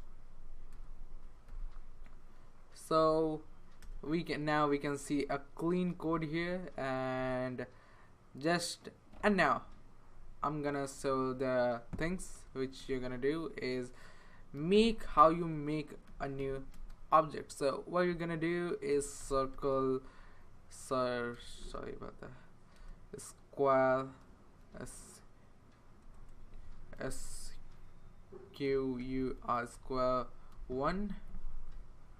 square 1 equals create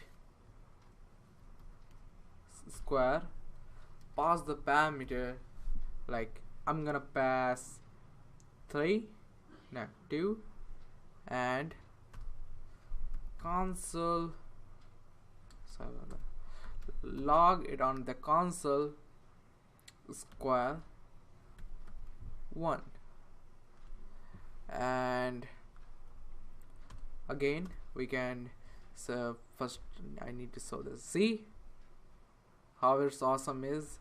And now you can find the area, like now like just square 1 dot area. Oh, sorry about that. So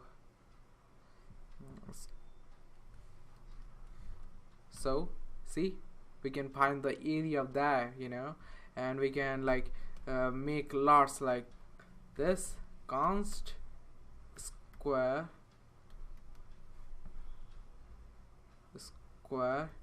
2 equals create square 4, and log it on a console square 2, and we need an area of that, so area function. So what gonna do, see, it shows the mixing, like how awesome it is.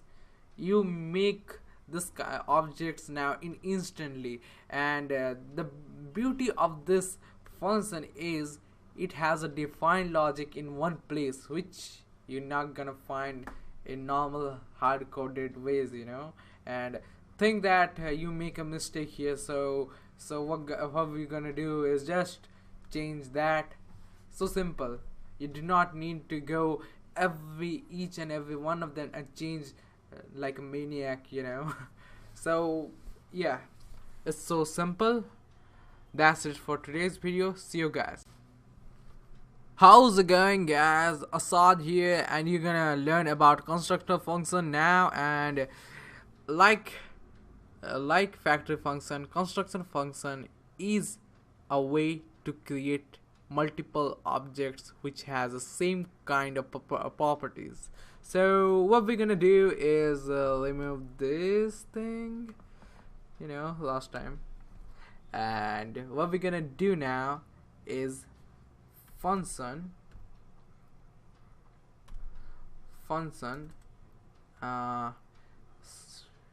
are a quick developer tip. When we use a factory function, we're gonna use a camel notation, but when we use a constructor function, we use Pascal notation. So let's pass the argument. This dot, I teach here this dot side equals side. Next is this dot area equals function which has property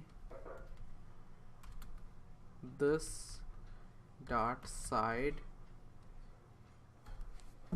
into this dot side.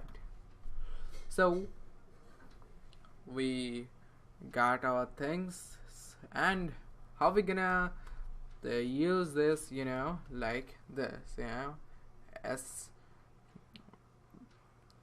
const square equals new.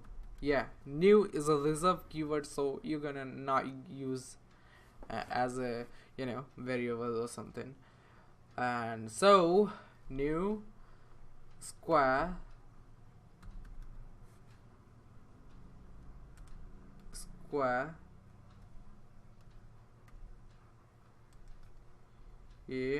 and pass the parameter so that it happen. And now we're gonna we need to go. I'm gonna name it square one, it will be better. So square one dot area function, so 16. So we can do more and more. This is a const square square 2 equals new square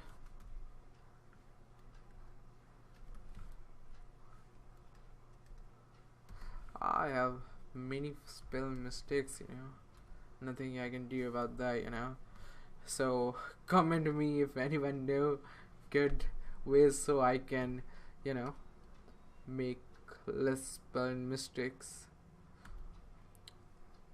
Yeah, I'm serious. Area and see, area is 25. So you get the point now. So there is lots of argument which is the better one. Is the factor function is the better one, or the constructor function? You can go anyone with that. You don't have any problem, because both are new and both have not really any problems or anything, and both used quite highly, the last one, which is known as constructor function. The guys who are familiar with Java and Pythons and C sharp, they are mainly use this kind of constructor functions. And the above one is especially from JavaScript. So there's not a lot of problems, and I'm gonna suggest go anyone with that which you like. And don't go and like do something like, hey, give which I need to find which one was best. There's no such thing. So that's it for today's video. See you guys next time. How's it going, guys? Assad here, and you're gonna learn about dynamic nature of the objects. So let's get into it. So let square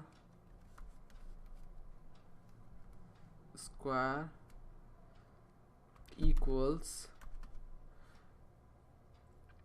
side 4. So what we're gonna do is log on console circle. Let's see, square, I mean square. So we can see the value. So, and now the things we need to know. And square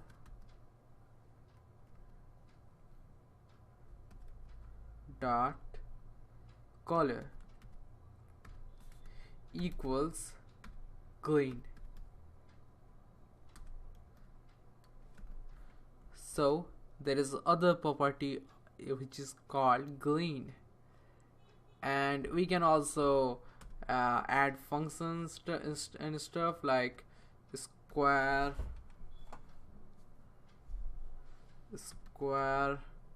dot something something. And what we can do is just make an function and an empty function which has nothing to do with it. So you can see there's another property called something. And we can, and now the other thing, there's something in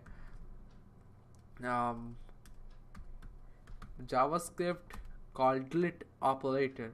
So what we're gonna do, square dot color. You can see there's a property missing.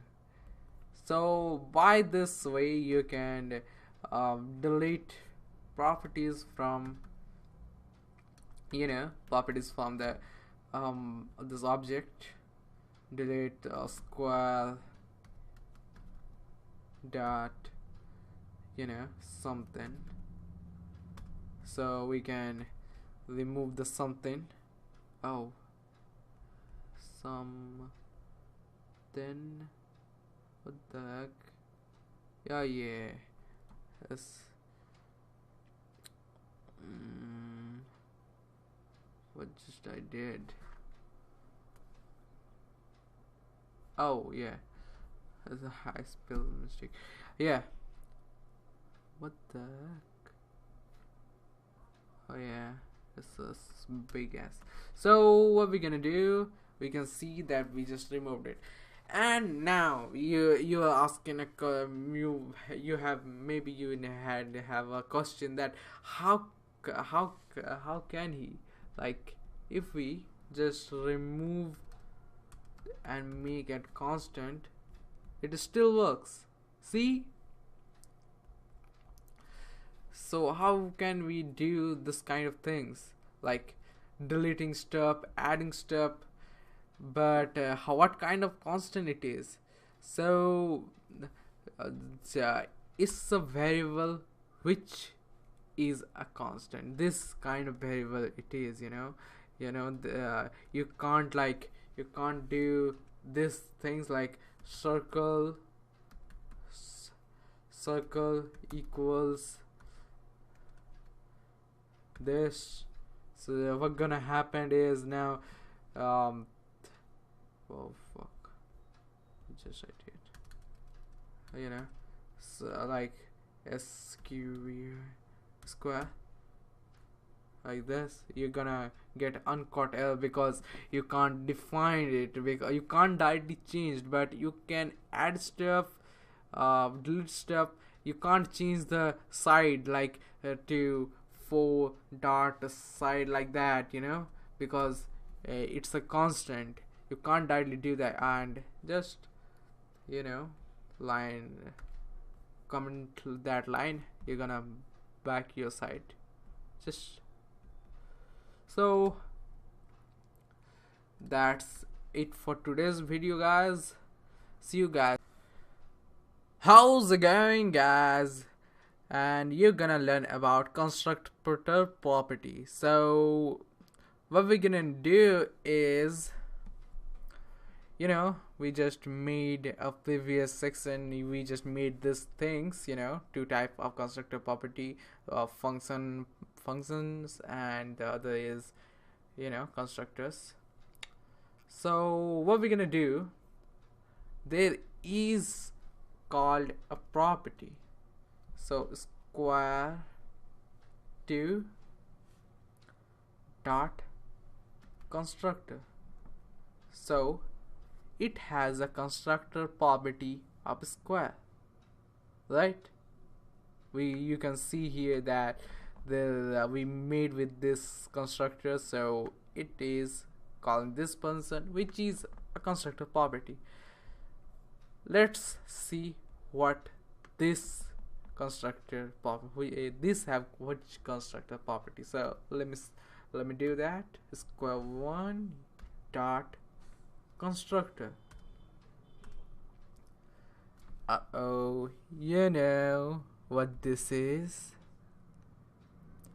This is called object. And now you're gonna say, wait, object is a constructor? Yeah, it is. I know it is painful. I can feel your pain, So let me show you more of the constructors. There is a constructor called string.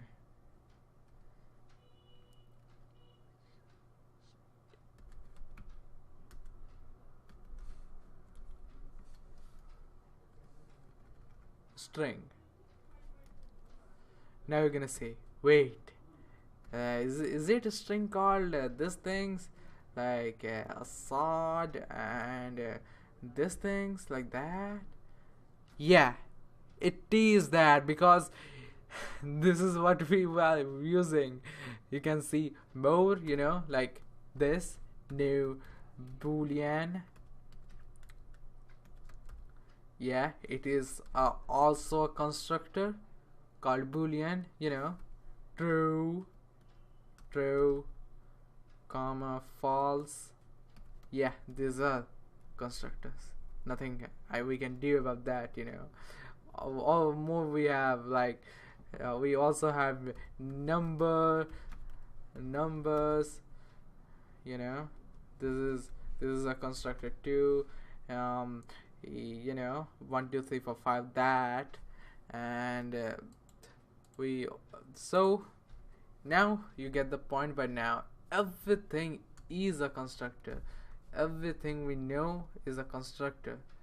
String, operators, everything. When we do this, like when we doing this thing, let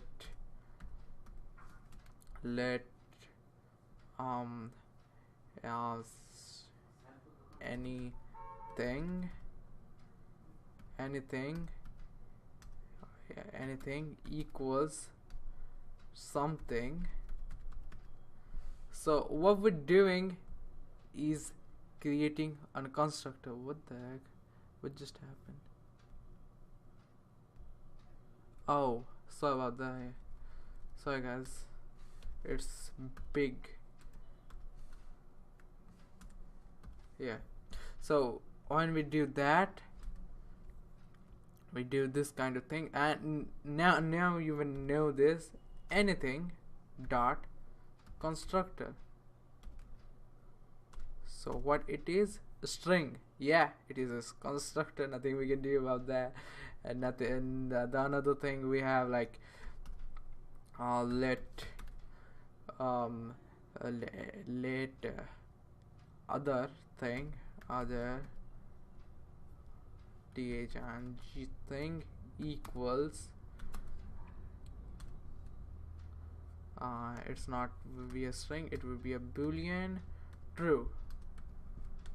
So what it gonna be? Other thing dot constructor is a boolean, and you know there are numbers, others are there, you know, like I'm gonna giving you an example, like let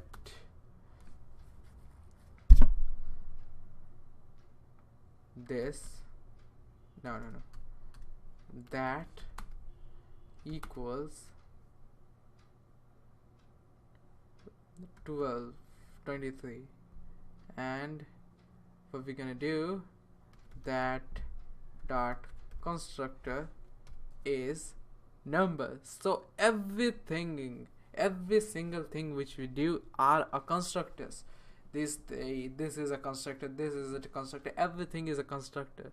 So what you need to learn from this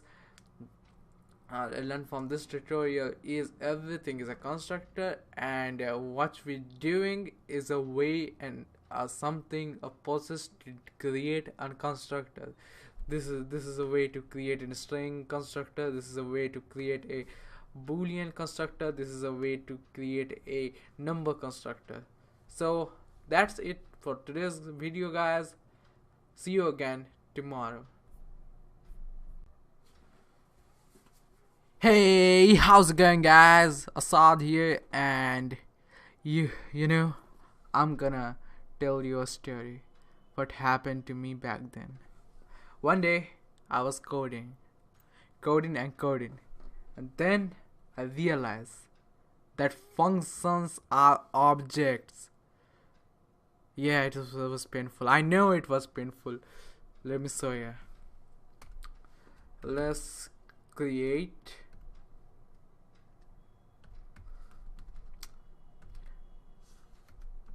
circle radius.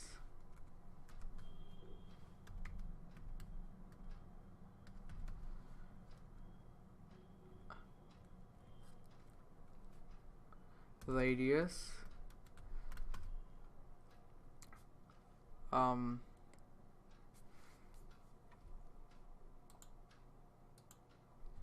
this dot radius equals radius,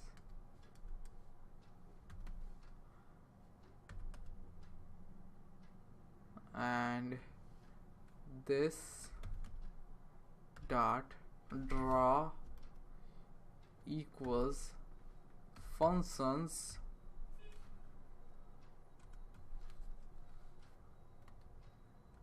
and what we're gonna do, log it on draw. So next thing we're gonna do is const another new circle and pass it a argument of 1. So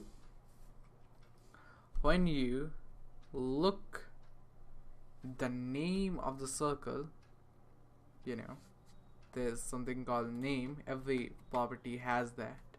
So CIRCLE dot name. So it calls circle length. Yeah, you don't have familiarity with the circle, maybe because um, the length is a feature which mainly used for the arrays, and arrays are functions. So and functions are objects we will realize now. You will be gonna realize that now. Circle dot constructor. See, it's a function which constructor made that? The function constructor. So how we gonna do that? Everyone has a question, so let's show you example in action. So const circle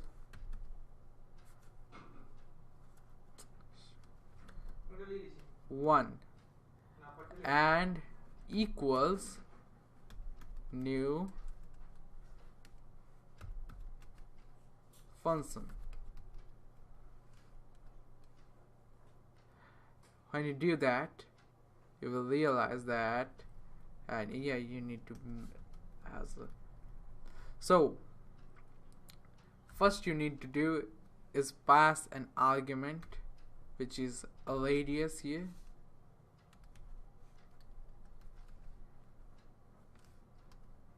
and comma, and you need to do a backtick. What it is the first key under the skip. So what we're gonna do is this dot radius equals radius.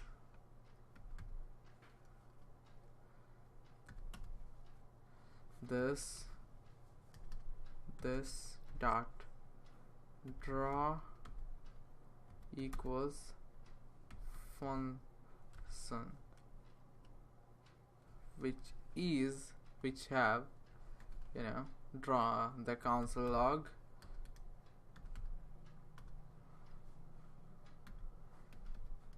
So what we just did is a property of that, it both are the same. We can do now create and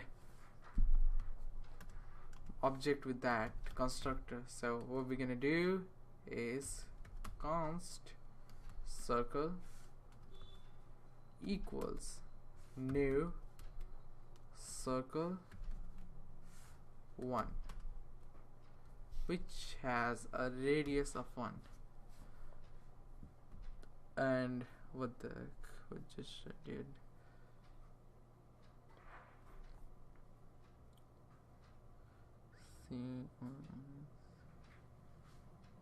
Oh, sorry about that. It would be a small, so now what we're gonna do is we're gonna check the properties of the circle. So you can see that it's an object, right? This is an object, and this is what we're gonna explain to you.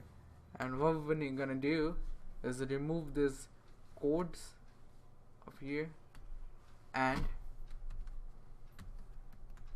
circle dot call. So what we're gonna do, this is a call of the function which you can just pass an empty object, and now you're gonna pass and how many arguments you want to pass, like 1, 2, 3, like that. And there is also an other function called like circle dot apply. Apply. It is also an, so you can uh, get it by now. So you're gonna do this too. So this is what it is, and if you have any question you can comment down below. I will be sure to you know answer you properly, so you can get the concept. I know it hard, but it's you will understand very soon. And this is just a concept, so if you don't understand by now, you do not need to know that, because you can do this well without knowing that. So that's it for today's video. See you guys next time. How's it going, guys? Assad here, and you're gonna learn about value types versus the reference types, the difference between them. I talked about the primitive types. Yeah, those are the value types. Similarly, those are numbers, string, booleans. That's they are. So I'm gonna show some examples which you're gonna understand. So let me show you. What we're gonna do is let a equals 10, and what we're gonna do, let y equals a. So what's gonna happening is it would take the value of that. So our next thing is x equals 20. So what do you think? What will be the value of y? Let me show you.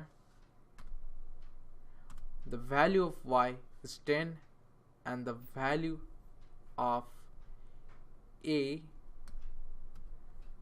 is value of y is 10 and value of a is 20. That's so weird, right? But you just need to know that those are independent to each other. They don't rely on each other. Just this is the time when they used to conjugate that each other. And the other which you need to know is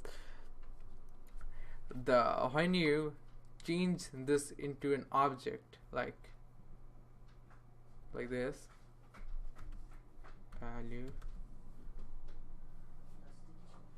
value and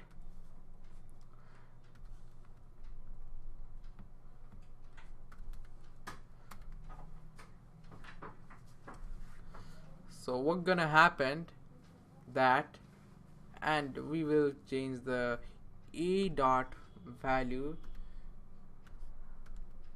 will be 20. So what's gonna happen is when we change 20 in that, everyone gonna change. It's like a pointing to it. It's like a pointer.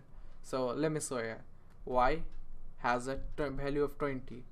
A has a value of 20. That means it has a same memory location hiding somewhere, under the hood. You can't see that, but they have the same memory location. That's why they call the reference type.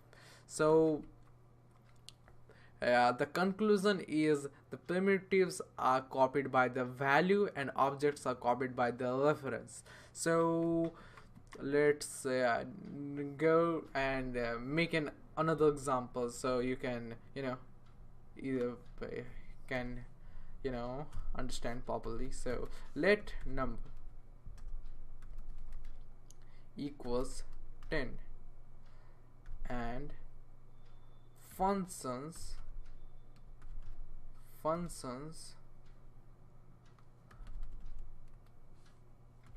increase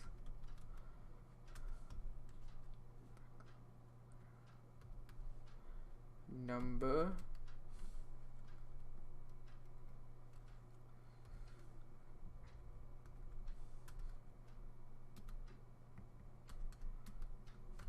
inside that function number plus plus. So, and what we're gonna do next is increase, call that function, put the put the argument which is number here, this one, the 10, and log it on a console number. So what do you think? What will be the value of number? Is that 11 or is that will be a 10? Let's see. Number, guess what, it's 10, it's not 11, because it is inside a local variable, not a global variable.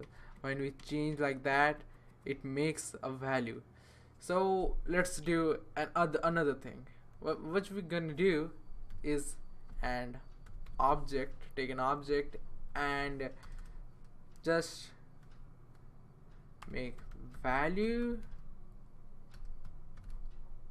like 10, which it was previously, and in the place of number we're gonna do object and obj dot value, object dot value increment, and obj and console dot log obj. So what do you think what gonna happen? See, it's become 11. Why? Because it's a reference to a memory location which we are changing, not the any another, that's not an independent location or anything, or a local variable or anything. It's a independent, it's a reference to another location which we are changing now. So the conclusion we are getting in the end, that primitives are copied by the value, objects are copied by their reference. So that's it for today's tutorial. See you guys next time. Yo guys, Asad here, and you're gonna learn about cloning an object. So you need to know this. Think that we make a square object and we want another object which has the same property as a square. So what we're gonna do is remove those. We're gonna use const another and make an object, empty object, empty object. This is the way we can make an empty object which has nothing. And what we're gonna do next is make a for loop. Let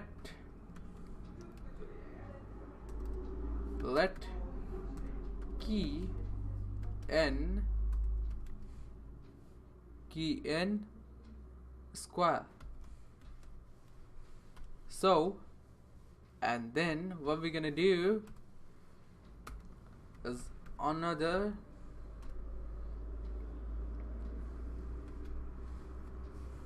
key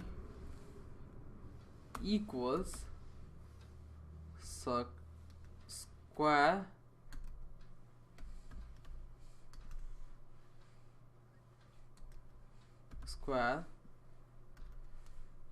key. So when we log it on a console, it become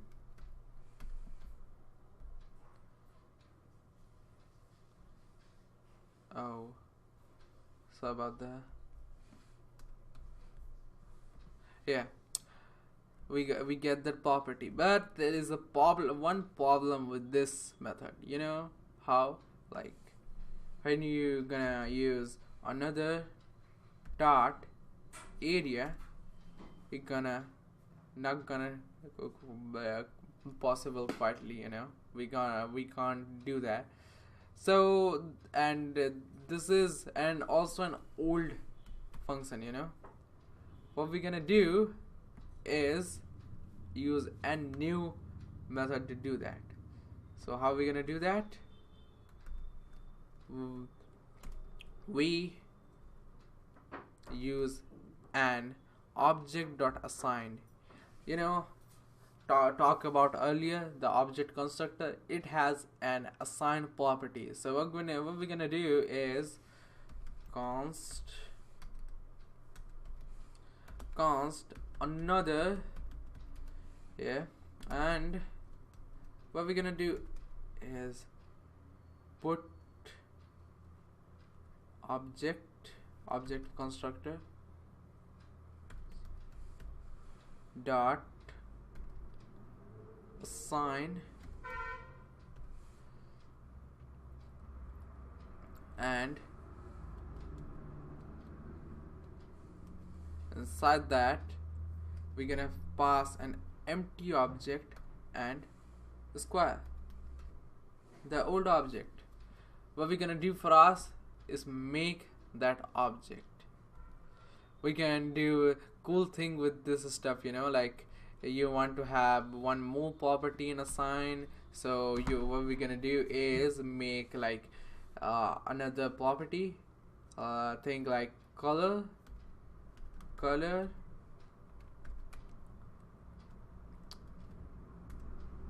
which has an property of red.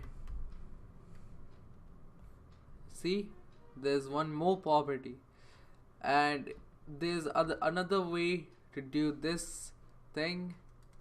Just do this. I'm gonna remove this, yeah, and make an cons another, and instead of doing this passing an empty object, we're gonna put another. This is another way to do that, the same stuff. We can do like this. Oh.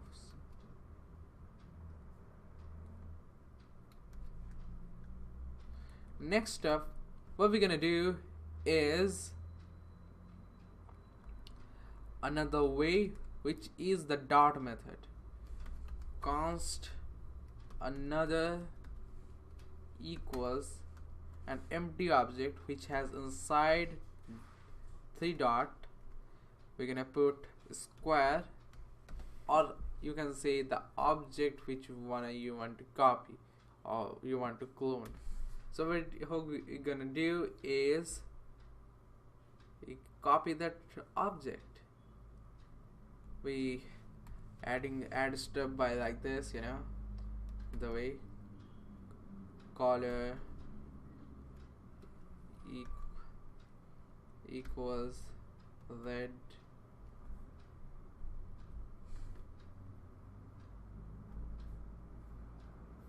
but still you can do that too. So that's it for today's video, guys. See you guys next time. How's it going, guys? Assad here. You're gonna learn about garbage collection. So unlike another languages, they have, you know, we have problems with memory allocation. When we allocate so much memory, we need to remove that because, you know, it constantly takes our space. But in JavaScript, we do not need to do that, you know. Think that we done like let square an object, and we just put inside something and log it on a do something with that object. But unlike other language, JavaScript takes care of the allocation. It has a complex memory complex, so which it gonna do is remove automatic those garbages. Yeah, we can say that garbage because we do not use that. So yeah, we do not have that problem in this language. So you can say, yeah, you can do whatever you want with your save time. So that's it for today's video, guys. See you guys next time. How's it going, guys? Asad here. You're gonna learn about enumerating properties of an object. So let's begin. Remove those. Make an object. Const square. Put inside a child element called side. I'm gonna give it 2. Next thing is area as a method,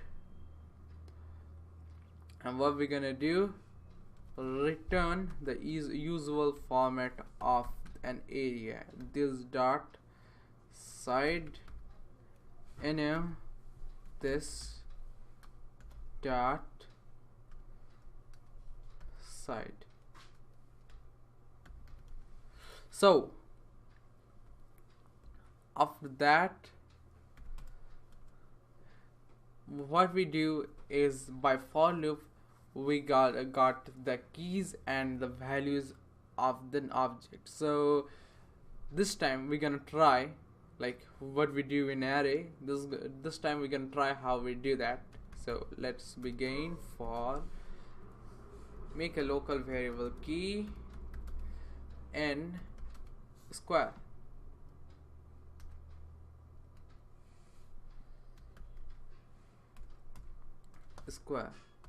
Log it on a console key.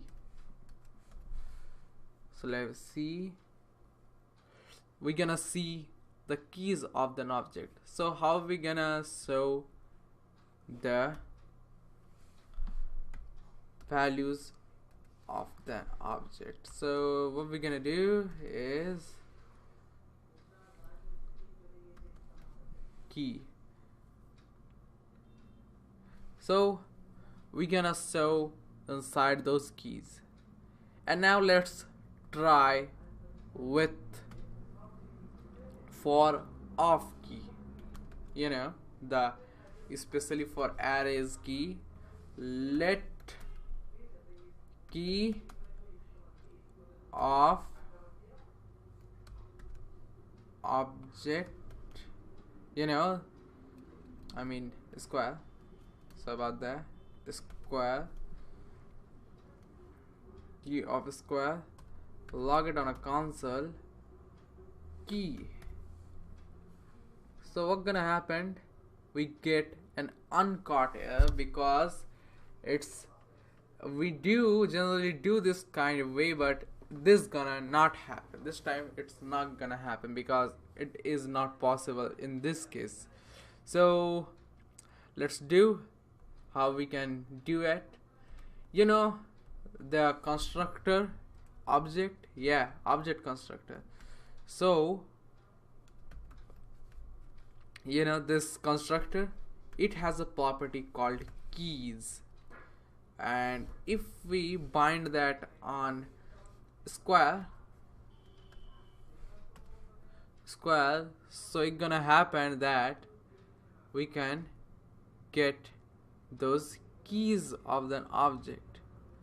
And how we get the values of the object, for that we have a good thing, you know, for, we're gonna put for, and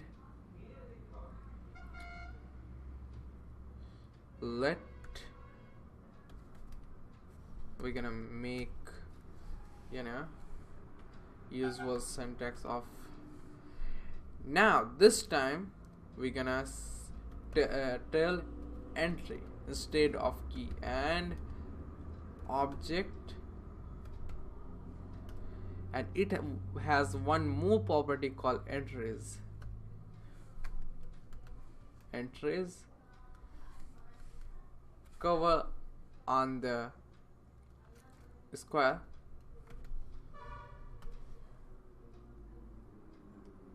log it on a console, and entry. What's gonna happen now? We can see what inside that. So these are the infamous properties of an object. So this is what it is, and now I'm gonna show a trick. So what's gonna happen, we're gonna do is we can check inside, is that inside that?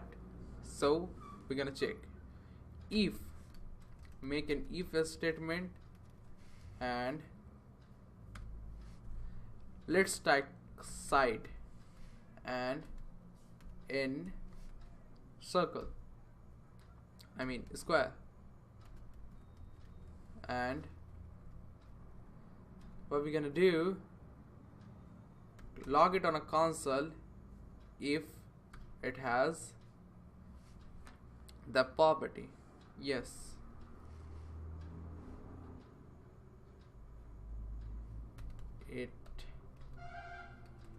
It has side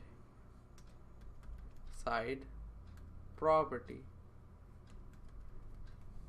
We can directly say yes too, but yeah.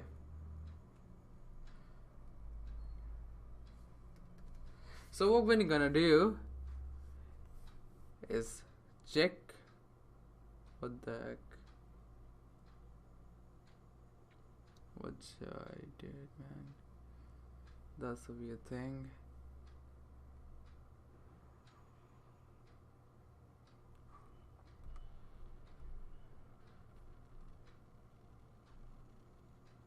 Oh, sorry about that. I did big yes. So what we're gonna do, check, see, yes, it has a property. We can also do just, you know, the common stuff, and we can do else,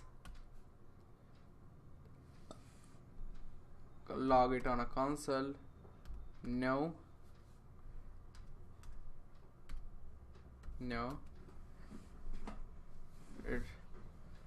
it's not, no, it's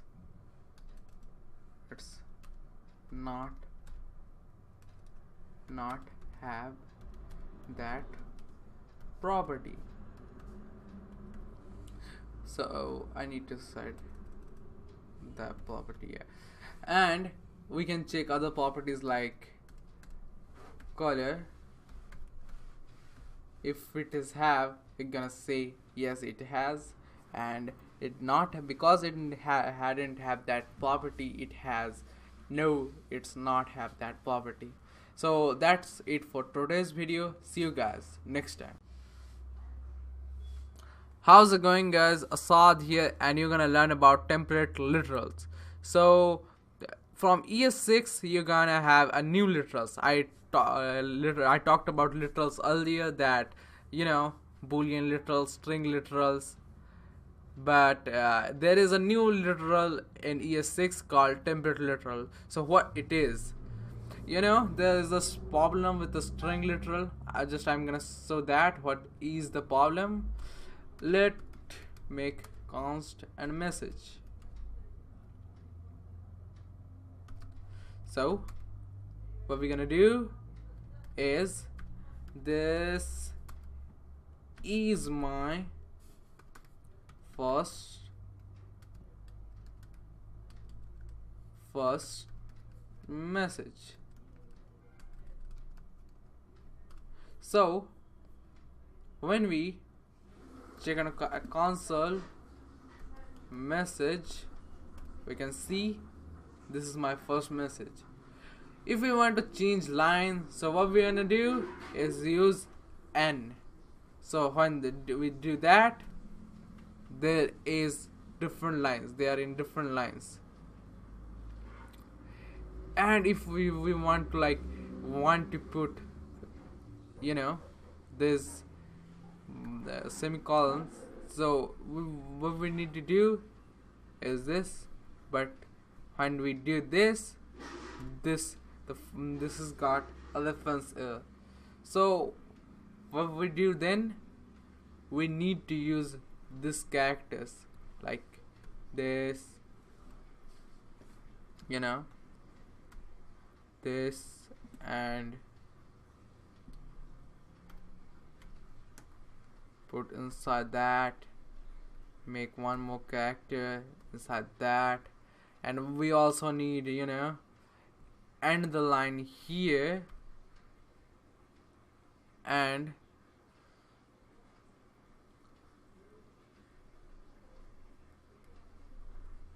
add catenation so that we can catenate those two. Also about the yeah.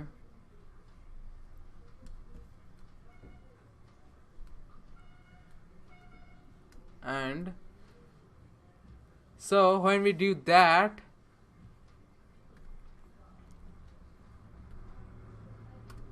we get that this is my first message.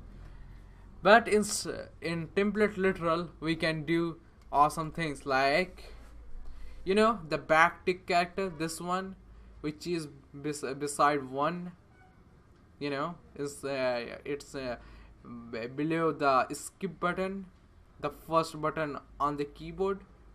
This is what we're gonna do, is const another equals backtick character. This is my first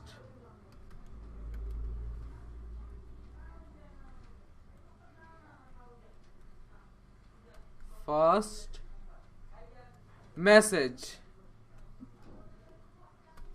And when we do that, type another. You can see that. That's it for today's video, guys. See you. Hey, how's it going, guys? And you're gonna learn about adding elements in an array. So what's we gonna do now? We're gonna go here, boom, those. And now first I want you to take a constant, give them numbers. So, and what we're gonna do, 3, 4. Now you're gonna ask, hey Asad, what that is? Why are you using a number, constant? Now you're gonna see, when you use a number and make into an empty object or empty array, what we're gonna happen is give you an L. So is that now we do not use const? We will use const because number,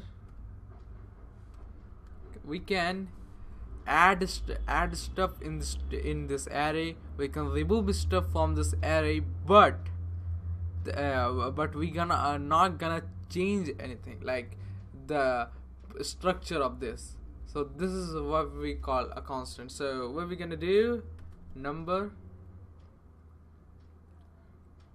it would be better if I call it numbers.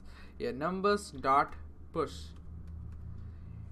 What we're gonna do is push 2, 5. So what happened now, in the number you can see there are 2 extra arrays. but you're gonna see the one thing more, that these twos are behind, they are back of the array. This is end of the array. So what push do, put in the end those things, those elements. Now, so how we gonna put in the front? So numbers dot unzipped.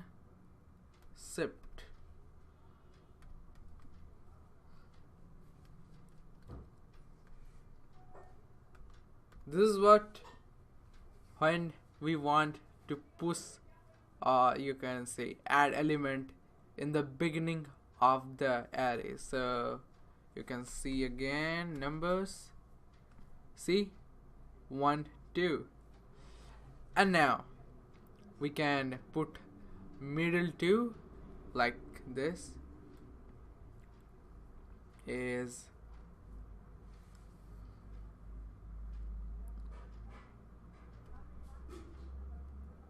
numbers dot slice.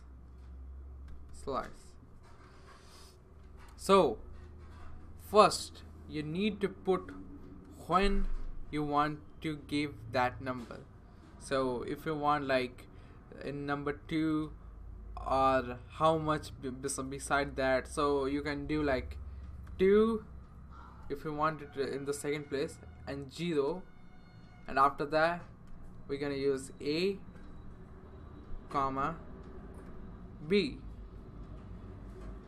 but it is to be a string. And why you using a string? Because we want to let you know that you can understand properly, so you can see that there are different elements, there are others. So what we're gonna do, type numbers. See, I told you, now it's in the after the second. We can also do like 2 3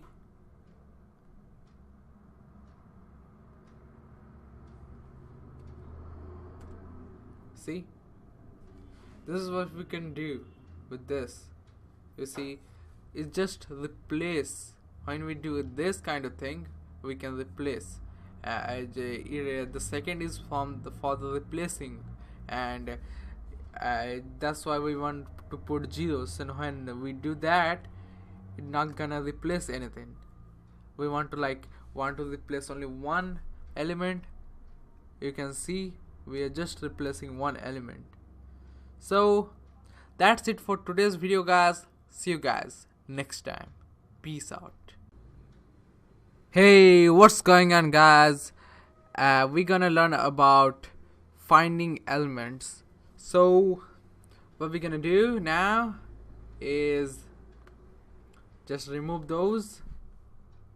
Just put like 1 comma 2, and what's gonna happen, we want to find those. So logging console numbers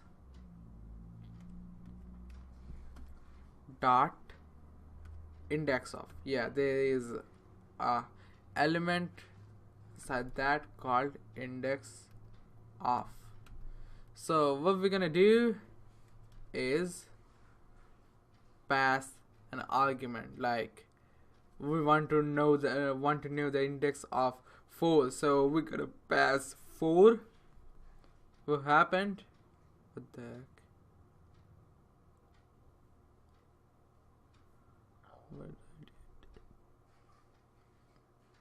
Oh, sorry about that. Yeah, it should be big. So see, we have 1, because you know the index things. Yeah, it is 3 is 0 here. Index of 4 is 4. It's better I will show you. That would be great, like log numbers. See, the 0 is 3, 1 is 4, so it shows the index of that number. So what we're gonna do is let's pass a different element like 3, it's gonna show 0. If we pass like 2, it says 3. So one thing more, what we're gonna do now is we put an element which is not available here. So what we're gonna do, put 5 because it's not available here. Save that. It says -1. So whenever the element is not present on that array, the JavaScript engine will give you -1. So what we're gonna do now, let's pass an argument of a. We're gonna show -1. We can also do like, if we pass an argument of like 1, string 1, it's also so -1 because it's a string, it's not a number. So what we're gonna do, how we can deal another thing, which is like there is one more one in that, how we gonna deal with that. So we have one more element, logging on console, numbers dot last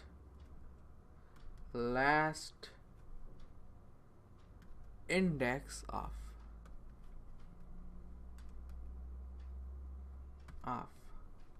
So when we pass argument 1, it's gonna show the last index of that, because when we say that, because it's a 4th number and it's also having this second number. So what we're gonna see is the last time when it has the index. We have so if you want to name as it is present or not, so how we can check that by getting an boolean. So how we gonna do that? Numbers dot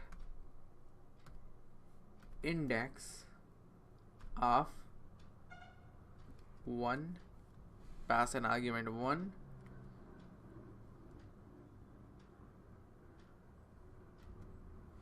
equals 1. If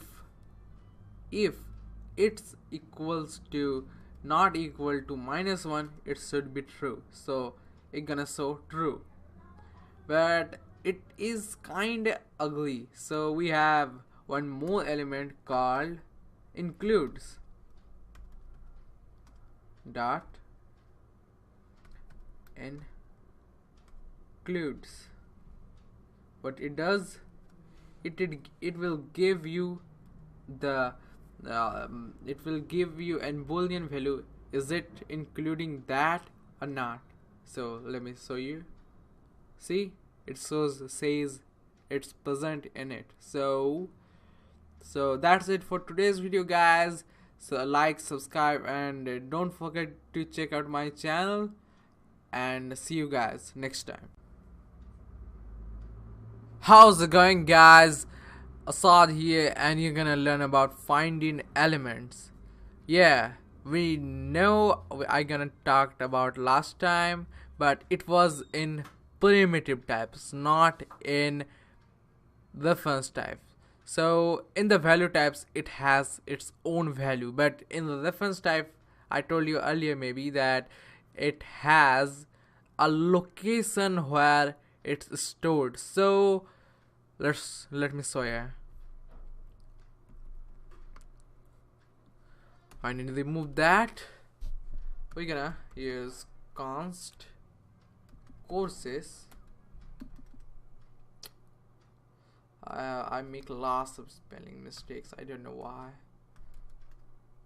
Yeah, and after doing that, I'm gonna use id 1, comma, name, and string a, which has a which is a course. There is another, we're gonna call it id number 2, name, and and it has a string B. So what we're gonna do is const course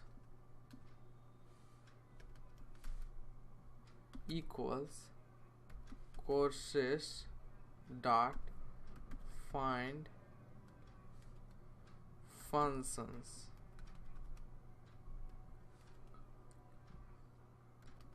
Course, callbacks, it gonna call back that it has it present or not.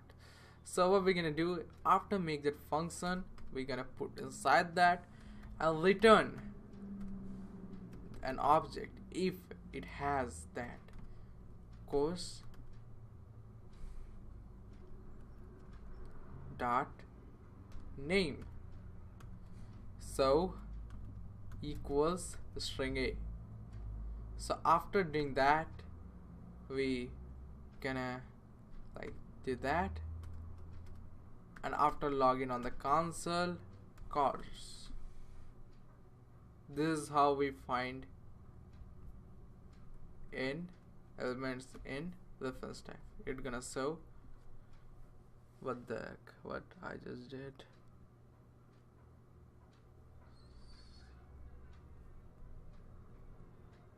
Oh, spelling mistake again. I don't know. Now see, and now we can change to B. We can find that too. That would be okay too. So this is how we find elements in reference types. If you have any problems, I know many people have problems regarding this, you can comment down below. I will be sure to check out your problems, and don't be scared, because you're gonna understand later if you don't understand now, because it's not that hard. You're gonna understand clearly after using the 2-3 times, So that's it for today's video. See you guys next time. How's it going, guys?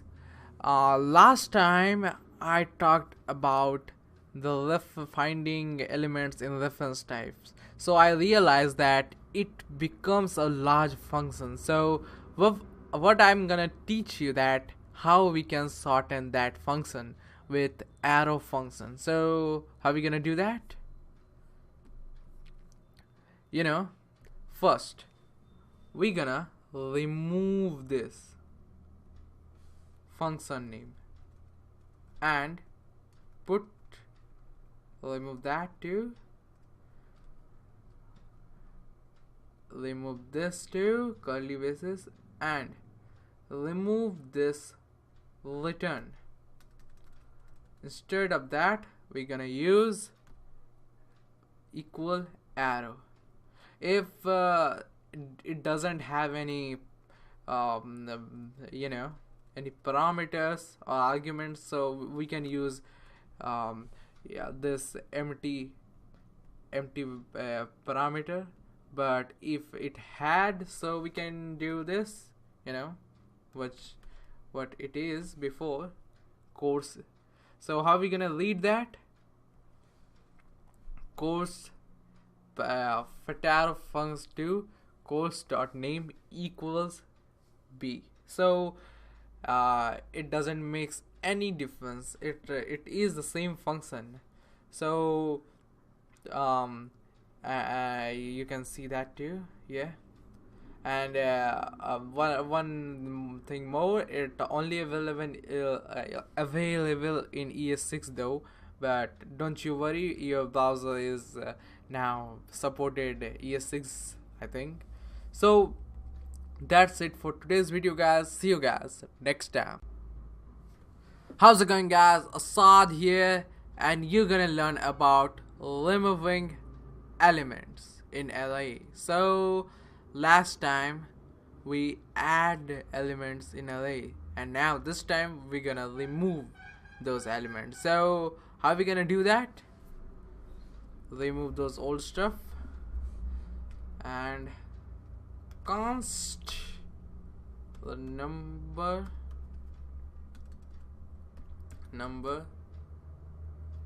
equals inside that 1 comma 2 comma 3 comma 4 comma 5. So in contrast, if you want to remove from the last time it was add, so it was push, but when you want to remove, you can use dot pop. So what we're gonna do is just use that function. It's a function available in array. So what we're gonna do, check this out. It popped. How we gonna see that? Numbers, see, now it's 4. It's here, it's 5, and now it's 4. So let's do another thing. If we want to check that number, which number is popped, so what we're gonna do, const last equals number dot pop, and log it on a console last. So yeah, we can see that it's last. So next what we're gonna do is we want to remove stuff from the beginning. So you know, the same, we want to like check this out. So numbers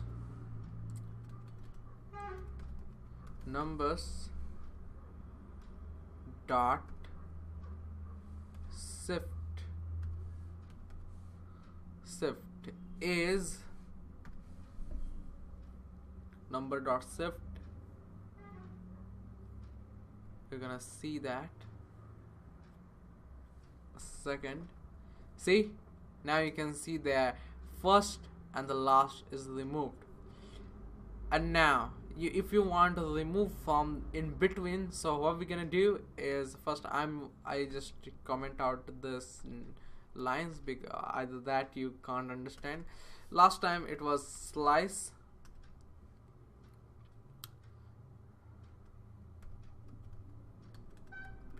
number dot splice. So first parameter where you want to remove, I want to remove from 2. How many you want to remove? Let's say 1. So what's gonna happen when we see that and check number out? See, 3 is removed. If you want to remove like 2, now you're gonna see that 1, 2 and 5. If you want like remove 3, what we're gonna do is see 1 and 2.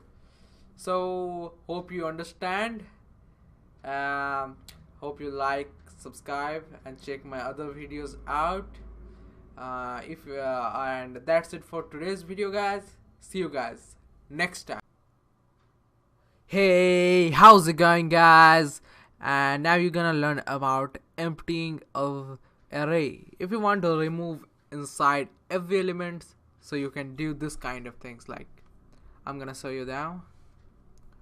First, comment that out, remove those. So first solution is numbers equals empty array. It will work as long as it doesn't have any references, which that is, what the heck, what I did now, let me see. Oh, it's a const. Sorry about that. I let. So as long as it doesn't change, so let me show you. So see, it's an empty array.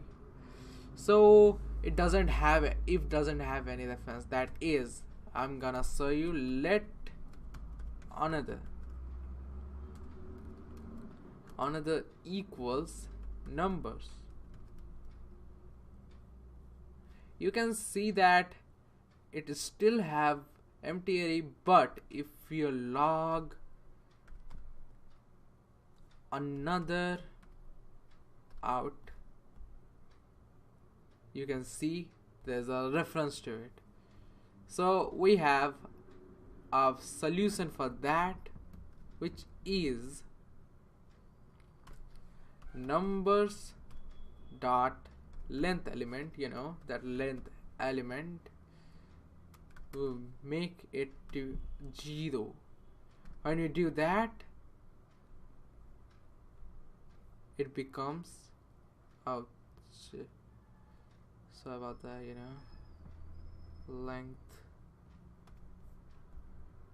So when we do that, it becomes 0. And there's another solution, you know, slice method. Let's do that. The first you need to do is 0, make it 0, and the second, the number of the element. So what is the number of element inside this? Numbers dot length is the number. So when we do that, it's again makes empty element. There's another way. It's too old and it is you know, an inefficient. So what we're gonna do is while oh, sorry about that, while numbers dot length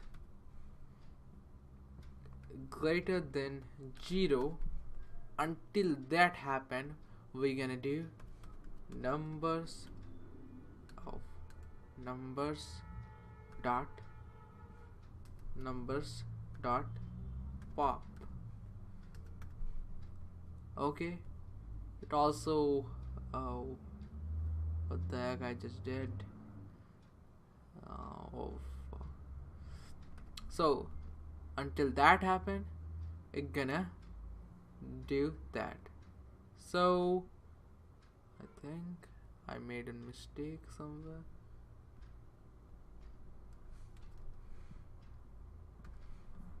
Yeah. Uh-oh.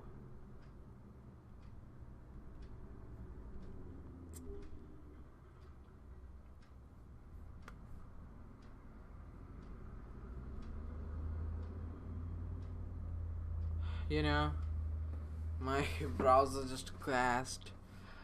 So what we're gonna do is restart the server.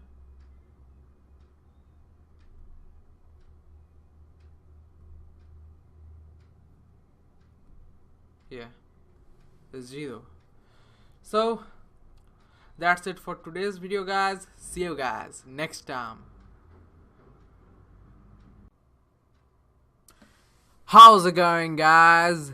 Assad here, and you're gonna learn about combining and slicing arrays. So let's begin.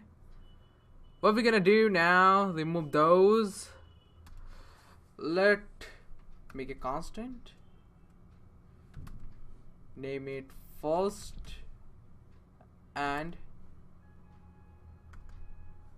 put 1, 2, 3. Now what we're gonna do is const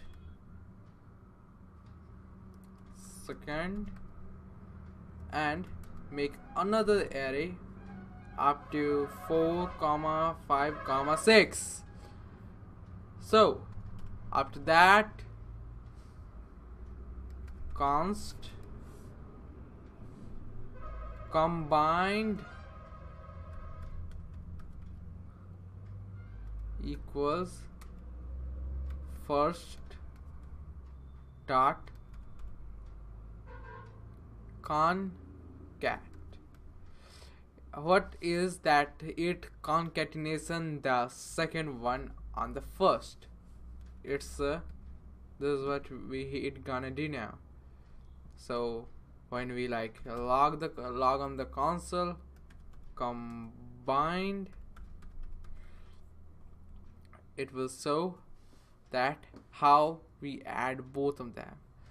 So concat used for combining them. And now we're gonna show slice. So const slice,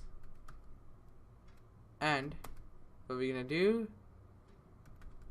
combined dot slice, pass the parameter of 2 comma 4 and log it on a console slice. When you do that, we can see that it removed from 2 to up to 4. So after that, what we're gonna do now is let's remove the 4. We're gonna see, you can see that we can see 3 comma 4 comma 5, and if we remove the whole, it's gonna show all of them. So this is what it really do, slice do. It replace or remove character from mid while you want to remove that. This is what it do. Thanks for watching this video, and see you guys next time. How's it going, guys? Assad here, and you're gonna learn about spread operator. So I talked about it earlier, but I didn't explain briefly what it is. So I'm gonna show what it is now, and remove up to here. I will go remove that. And what we're gonna do is make an empty array, that 3 dot which copy the object. It can also copy array, because in theory array are objects. So after doing that, we're gonna do is put dot second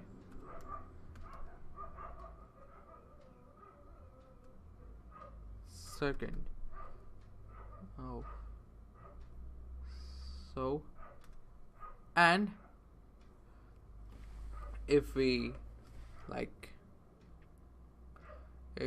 put C combine, you can see that we successfully put those two. We can remove it and make one, see, we can even add more stuff like that way, what we generally do. See, this is what we can do now, and I'm gonna change that because it's just a copy of that, copy, and instead of logging slice out, we can logging copy out. So what will happen? So see, and we can do one more way, make a constant and name it copy, because we are using copy. So, and make an empty array, use the spread operator. Yes, it is a spread operator and combined that just happened here. See, we just did it. So that's it for today's video, guys, and like and subscribe, and I don't know what you want to do what you want to do, live a life here, and see you guys next time.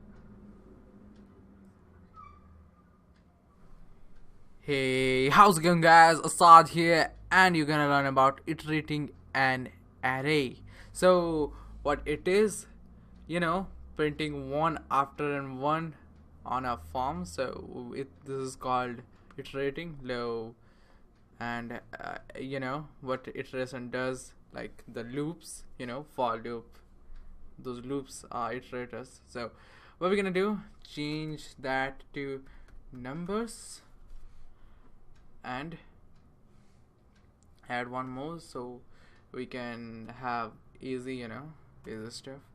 So what we're gonna do, use for loop. Let numbers a number in of so we're gonna log it on the console number. So see, in a perfect line. This is what we call perfection, right? And we're gonna use that one more, we used to have, we use lots of time, the factor function. We're gonna use that. Numbers dot for each would be capital. What we're gonna do is put a number, pass the number, pass the factor function, and use number. So what we're gonna happen, what the heck? Oh, sorry about that.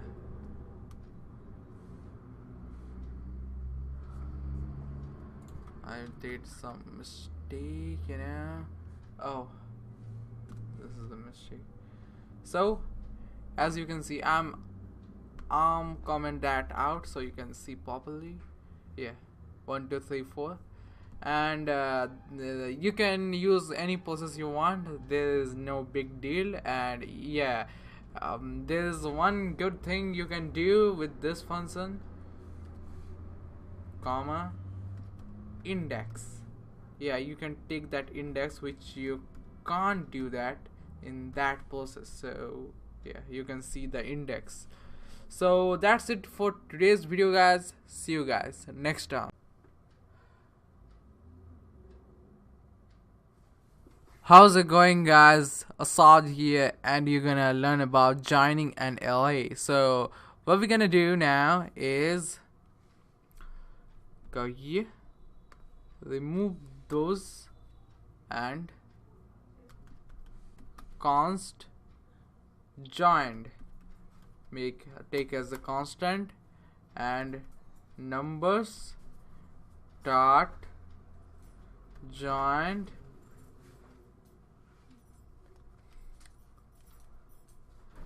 remove ed, that's not working though, and use comma log joined.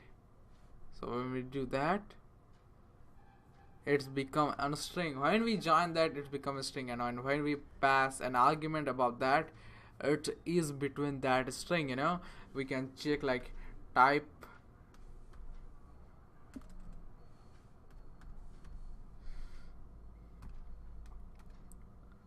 joined string.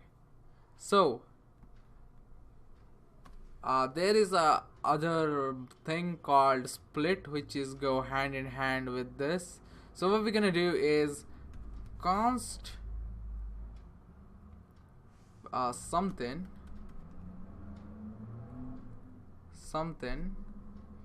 equals, this is a message about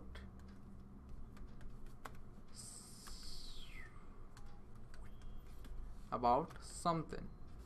So when we do that, and we're gonna go like const parts equals message dot split, and we need to pass an argument. What is the reason we wanna split?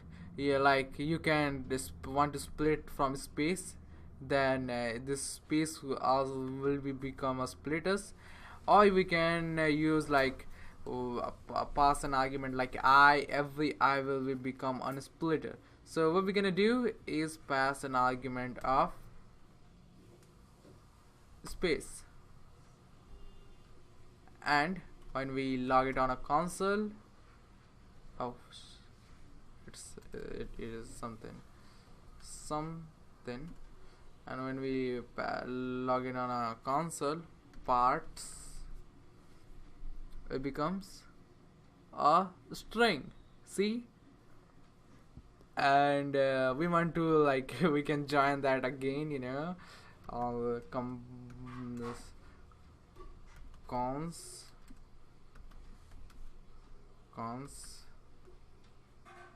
combined equals parts dot join, and pass an argument what you want to join. So I'm gonna pass this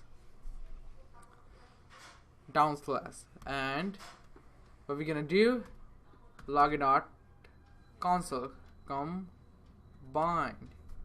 So what's gonna happen is it becomes a string. See, it's a string now.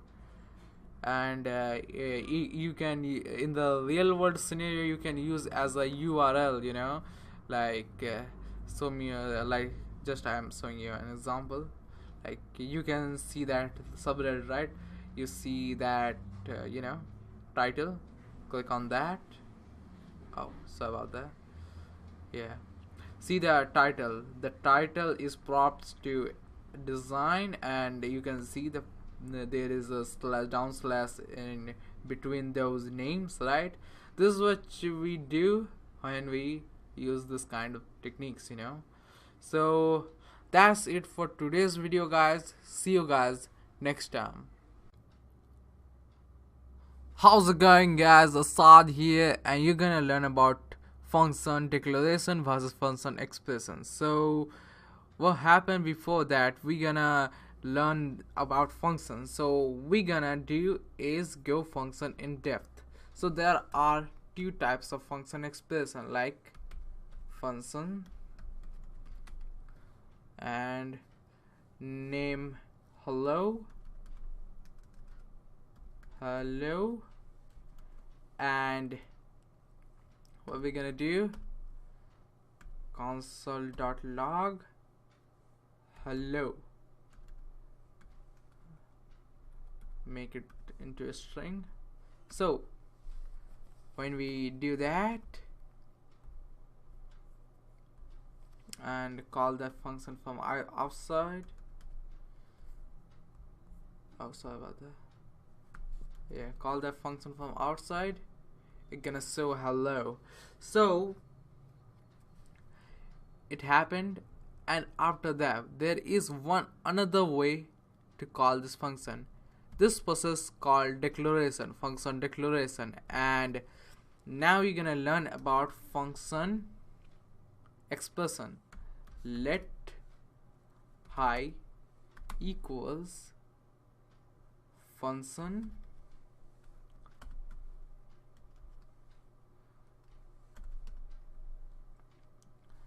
console.log, oh sorry about that, log hello. When we do that and call that function like hi, it's gonna say hello like before. And we can also do, if you want, like again, let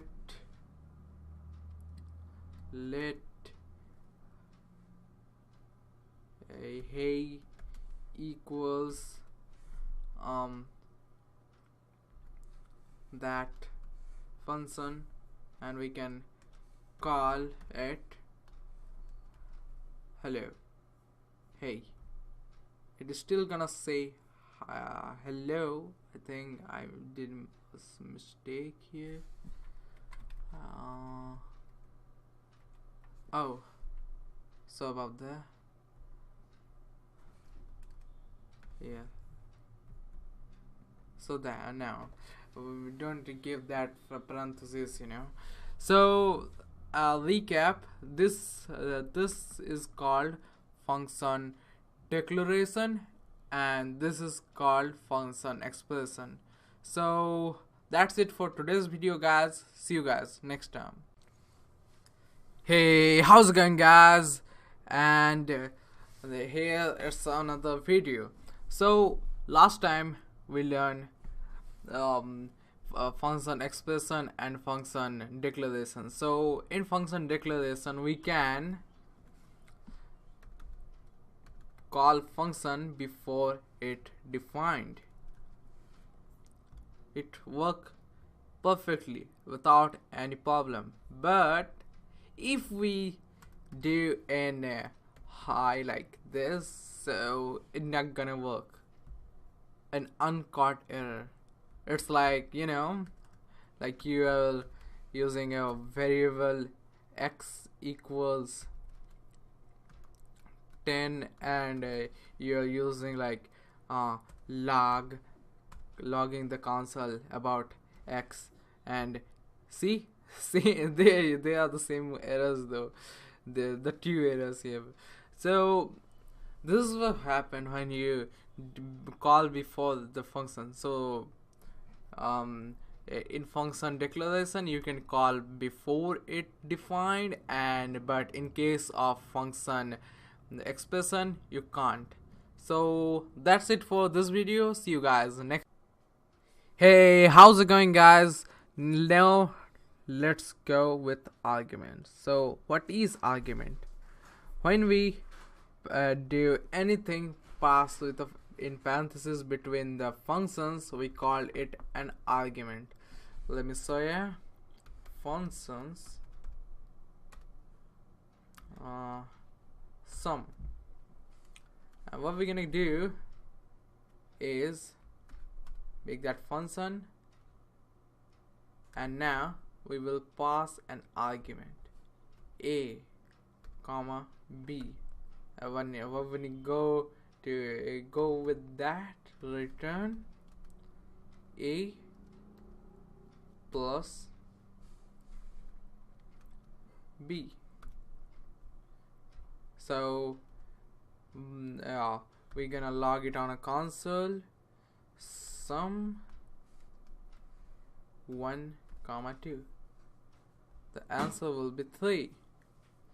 So simple. But when you remove an argument 1, it got an uncaught error. Yeah, because there is only one argument. This is a very problem. You see, we're gonna like 3.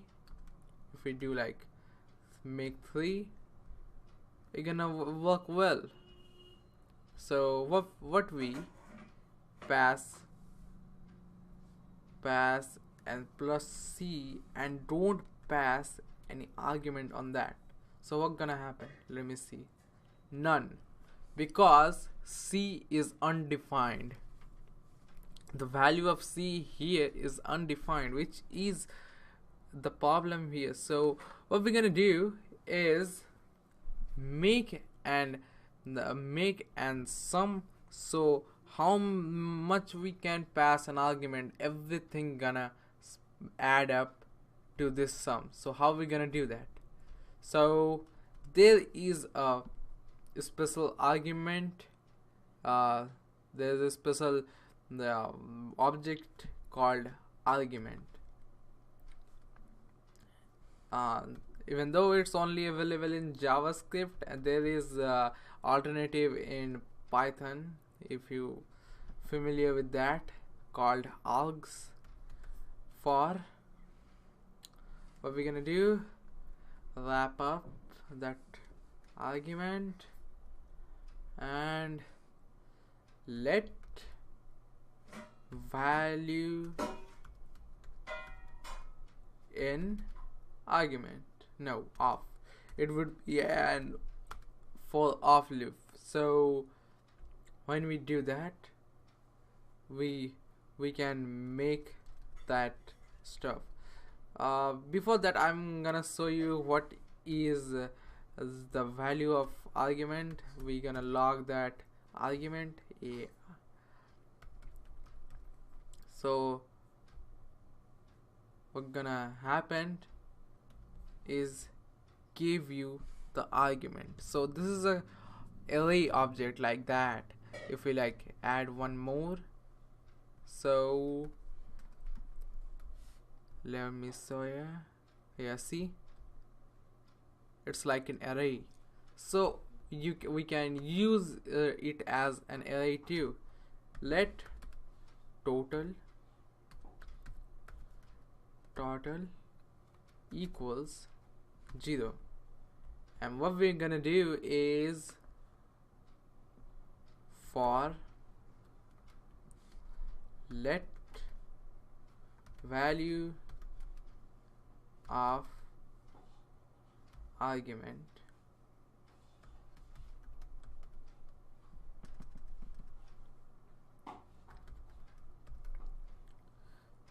so what we're gonna do is total, we're gonna use those operators, arithmetic operators. Total equals value. So when we do that, we can remove those because we do not need anymore. So when we do that, and yeah, we need to return that total. So return total. When we do that, see, we got 6, and we can add how much we want. That doesn't matter anymore. If it will gonna add and add without any problem. You can even make a subtraction if you want, like subtraction, and I will change into like this. So what gonna happen is it gonna oh, because yeah, sorry about that, I need to change that. Subs, see, minus 70. We can also do that like multiplication. Yeah, we need to put, but we need to put 1 because other than that it gonna become ultimate monster. Yeah, see, it gonna multiply. So that's it for today's video. Like, subscribe if you enjoy this video, and see you guys next. How's it going, guys? Today we are gonna talk about this operator. Do you remember when we talked about the spread operator? Yeah, it is the same way. We gonna use spread operator in an list operator. So what we're gonna do, let's begin. We will pass an argument and make that use with an spread operator. So after that it gonna show that, and we're gonna log the console.out, and so as you can see, it's an array. It will change into an array. What if we remove the spread operator? It will show only the 1 because the other are invalid. This is what we are showing. When we use this spread operator, it will become the rest operator. So let's make that program with this rest operator. So let's begin.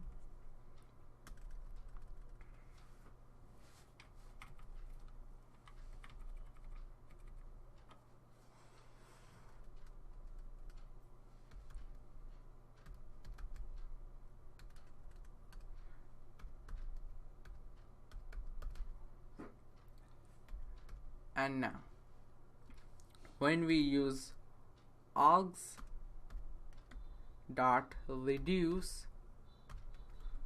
Yeah, I didn't talk about reduce. I will be talking about it later because I didn't have time to do that.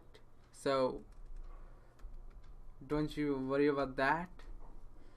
And I will link the reduce method with this video. So don't you worry. And let's do that.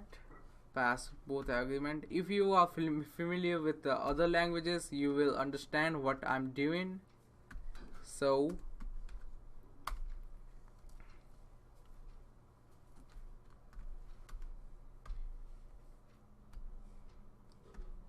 when we do that, it will do the same program with this. So think about a situation. You are in a mall and you want to add all the prices and discount other out. So what we're gonna do is make that make that out. So discount as a first argument, and what we're gonna do, we will make into a decimal format. So discount equals discount by 100, and after that we're gonna change this into a constant of total,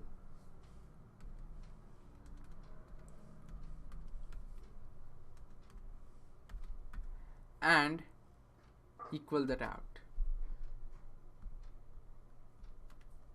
After that, what we're gonna do, return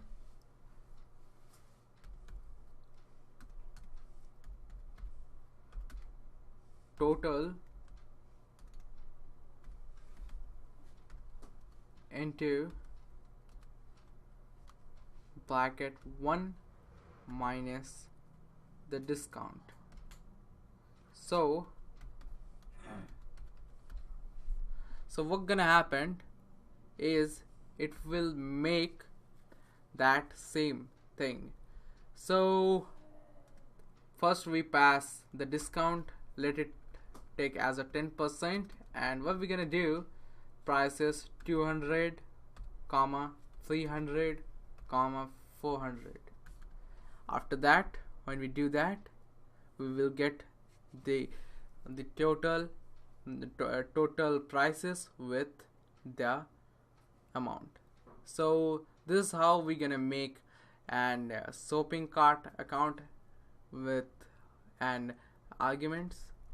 And now we're gonna important thing I'm gonna show you is, if you pass an argument after that, after the list operator, it not works. So pass.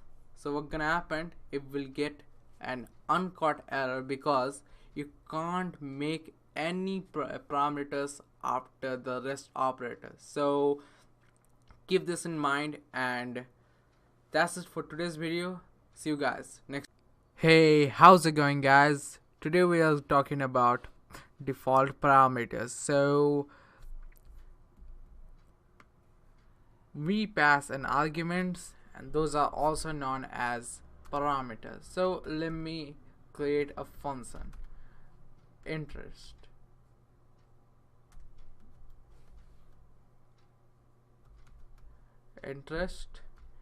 And we're gonna put principal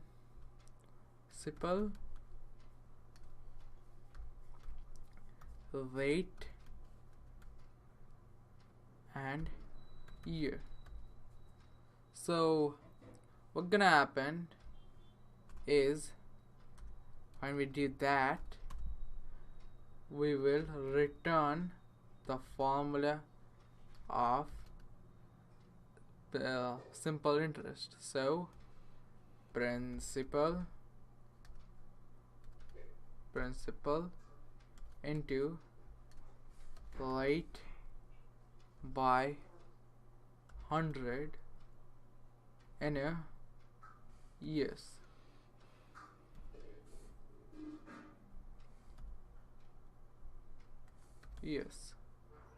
So when we do that and log it on console, what we're gonna do is interest, and we will put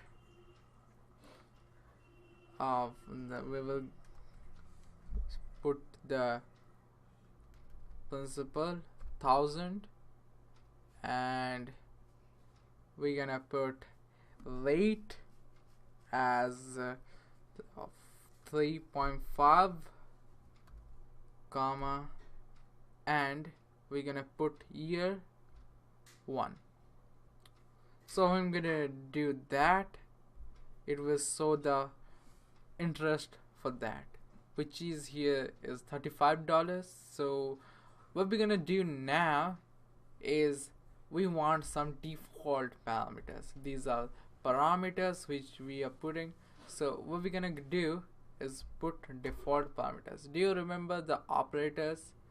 Yeah, bit operators. So what we're gonna do is principal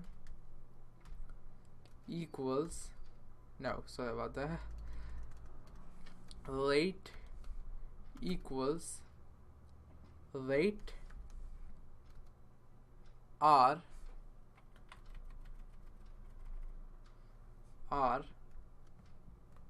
it would be 3.5, and years is years or 1, because it's generally 1, you know. So when we do that, if we don't put anything, it's still gonna show the $35. Sorry about that, you know. Yeah, so it's gonna show $35. So in from ES6 there's a new way to do default parameters. Is what we need to do is rate equals 3.5 and years equals 1. So if we do extra, so 350, if we think that if and the rate is increase more than that, so what we're gonna do is like 3 point thing is 0, so we're gonna do like 300. If we do year is more than 1, so we're gonna put 3. Let's say it's gonna show $900. So this is the way we can do that. But one thing you guys let you know that is we never do that when we do a default value, the after must be the after parameters must be at the default value. It's one has need to have default value, or it would be bad for this bad coding practice. Let me show you. Let's remove the years, and what we're gonna do is when we do that, it says not a number, because the JavaScript engine don't know what it is which you're gonna put in that. So there is a way to cheat this is put undefined, but it is ugly way of doing things, you know. So when we do that, we got our answer, but this is not way coders do. So keep in mind, always put parameters default after you start defaulting the parameters. So that's it for today's video, guys. meet you guys in the next video. Hey, how's it going, guys? Assad here, and you're gonna learn about getters and setters. So what this things does is make an property for the object or an array. So let's show you an example. What we're gonna do, object make an array like log, name it log, and throw a bunch of strings like b comma c. And now what we want is object is when we log out console, when we type object dot latest, we can get the C. So we can't do this now, but we want to. So what we're gonna do, make a getter function. So what getter does for us, get latest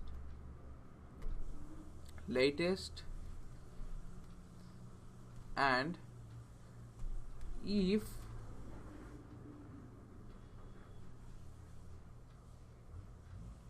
this dot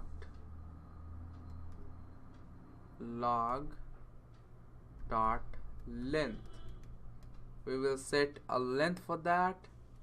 If the length is equal to 0, what we're gonna do is we will return undefined.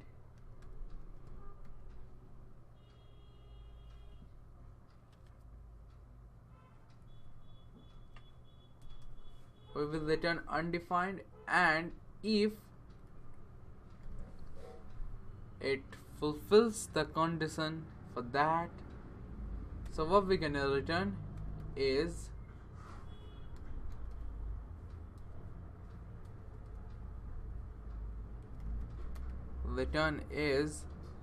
this dot log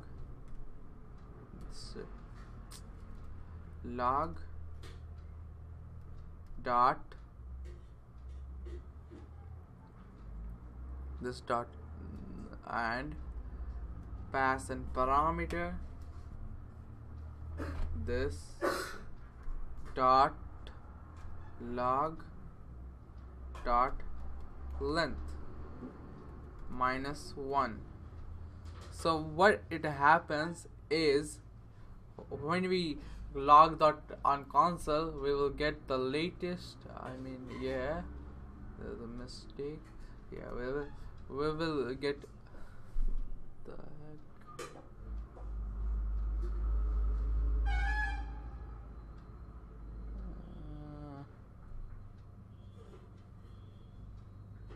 Oh, sorry about that. So when we log it on a console, we will get the latest string or a number, whatever it is on that object. And now what we want to need is when we do object latest equals string d, we want d here. So what we're gonna do is make a set. How we do that?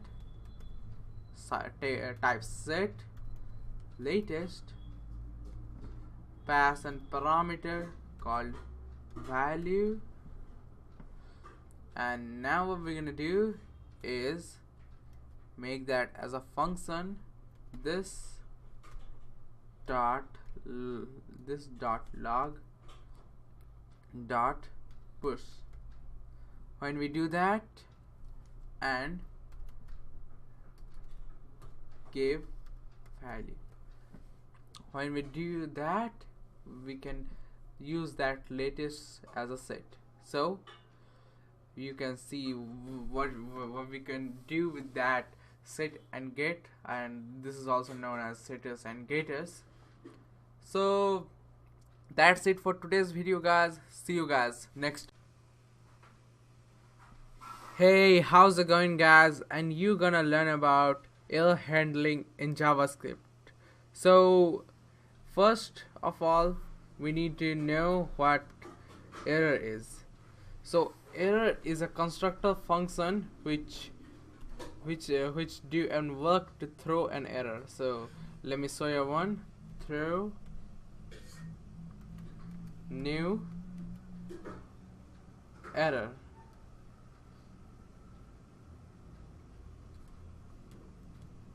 It's a constructor, and when we type that,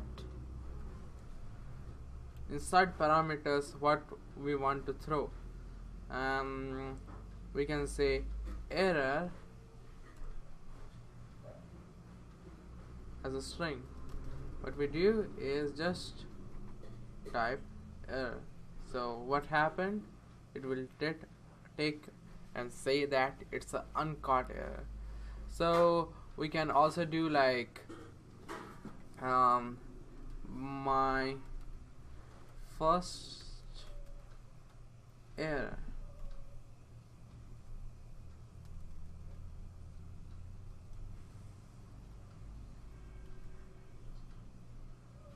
My first error.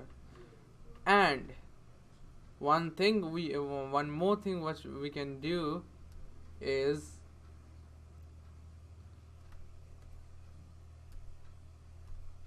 error on console.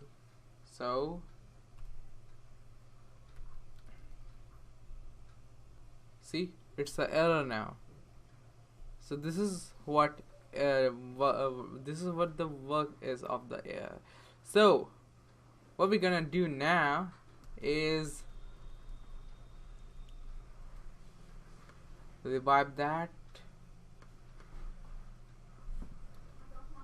and think you only want 56 in the only the strings you want on this array, but you put 56 and you can see the 56 in the console.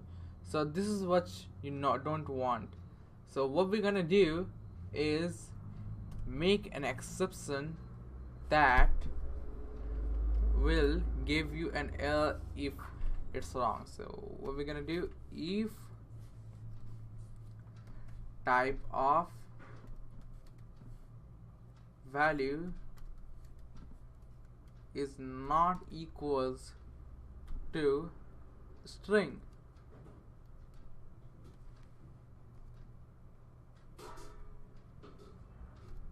then it will throw an error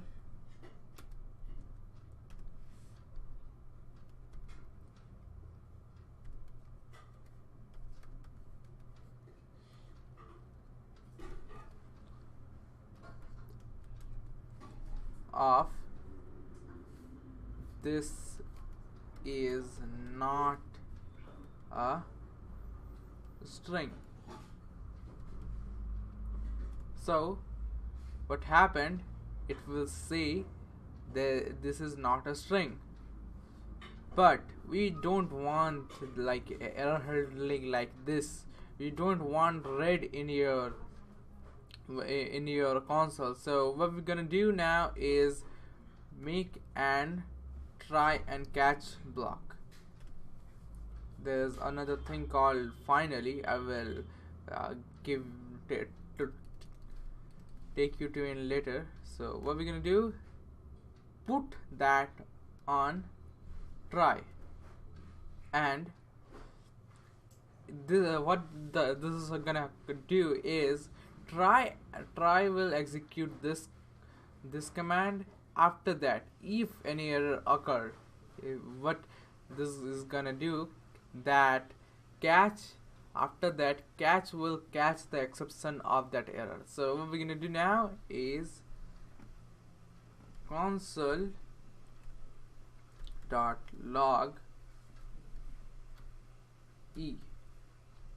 Now as you can see, this is not a string, and you can still use this to, you know, console dot error. Yeah. Oh man. When we do that, this is not in string. So this is how we do. And as we talk about try and catch block, we will also let you know what try and catch other things try and catch blocks can do. So let's begin. What we're gonna do? Oh, try. I will go and throw a new error and pass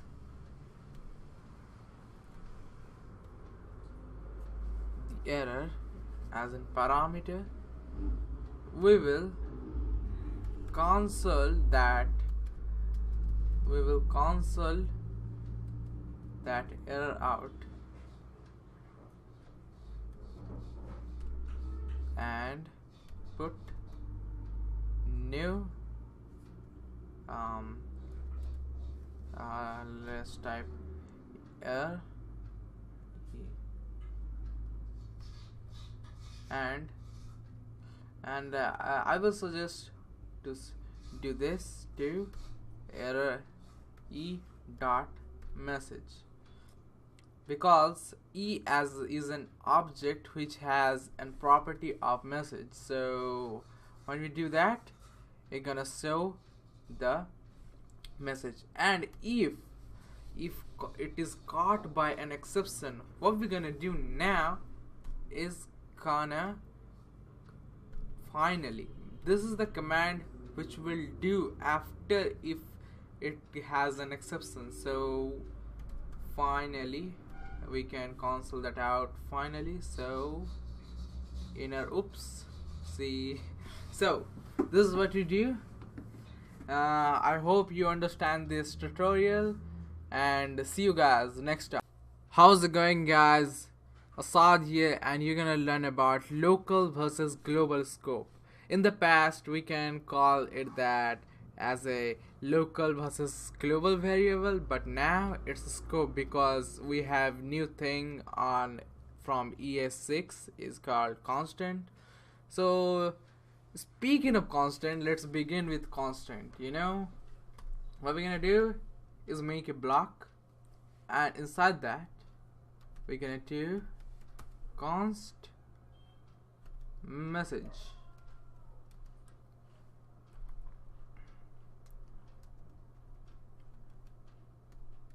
Make it as a string hello and log it on a console message. So what's gonna happen? It says hello, but the moment we paste on that, it becomes uncaught reference error. So why this happen? This you see here is called a local variable or a local constant in this case, and the moment you remove from that, it becomes and global scope. So let's show here const message equals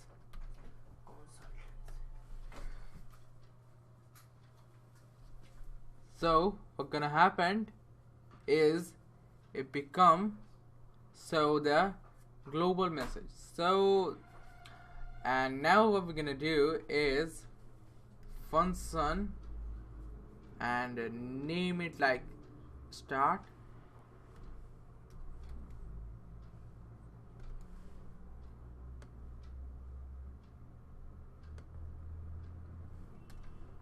and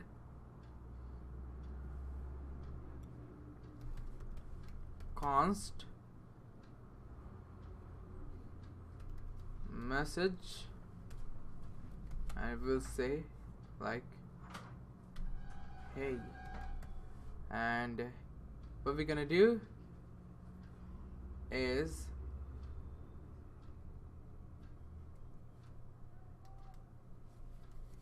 and log it on a console.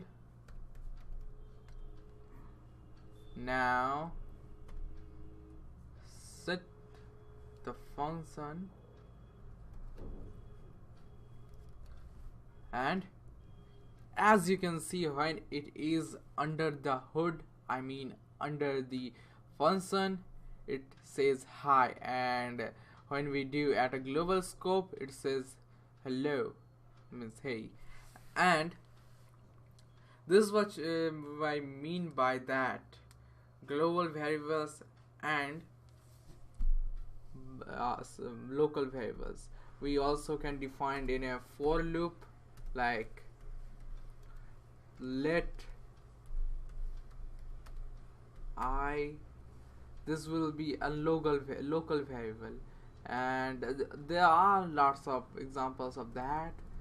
This is not just it, and I will suggest you to make less local global variables than of local variables, because you messed up when you change the locals, you know.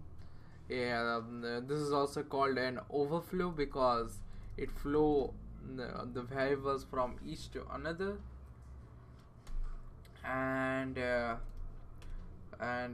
are lots of problem with that too, you know. That's it for today's video, guys. See you guys next time. Hey, how's it going, guys? Assad here, and you're gonna learn about let versus var. So last time we talked about global versus local scope. So this is one of the problems we encounter the most. I hint you earlier that var is also in a way to make JavaScript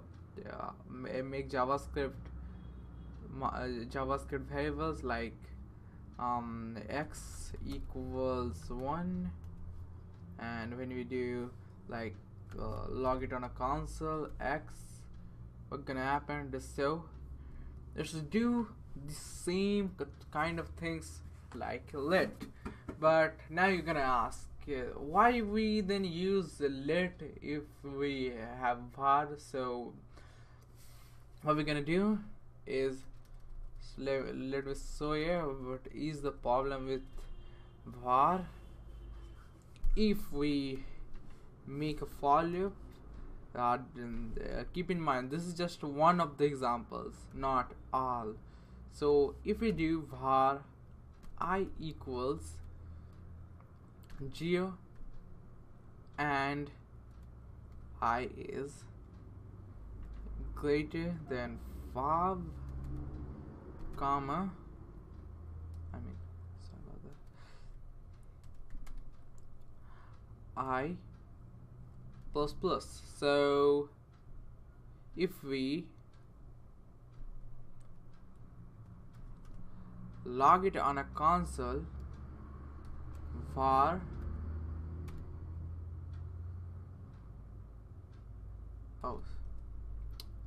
log it on a console I, so what's gonna happen, it will show up to 4. Yeah, that's usual. But after that, if we console again that var, so what's gonna happen, what happened to our variable, man? If we like do here like let, it not gonna happen. See, uncaught error. So it makes a global variable, which is a bit of a pain if you understand that. Not only this, there are many examples of this, you know, and there are I mean, when we do like let it is lead to just local, and it led to a global, which is a bit of a stretch. And then what we're gonna do is show you a browser problem. So we're gonna do var color red and let age equals 18.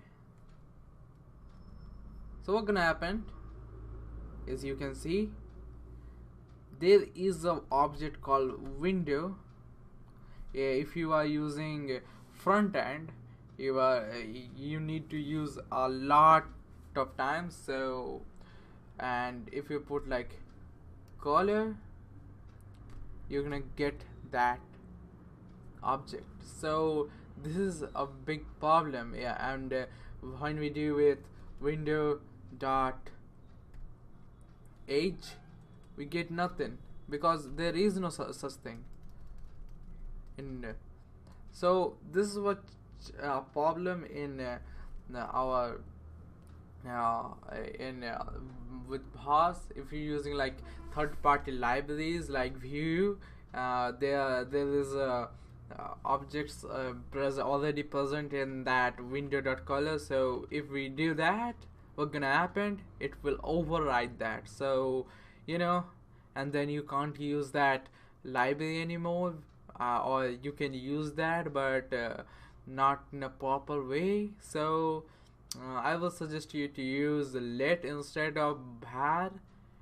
And there is one more thing, the const. You can also use const. It would be a good practice too. This is not a big deal. And in the past, there is only var, only the way to clarify a variable, but from year 6 you can use const and let. So that's it for today's video, guys. See you guys next time. How's it going, guys? Asad here. And if you are making follow-up to this tutorial, so you are an officially and JavaScript intermediate, because you no longer JavaScript beginner, because you no longer a beginner, because you, by the time you watching this, you must learn all of that, and now what to do.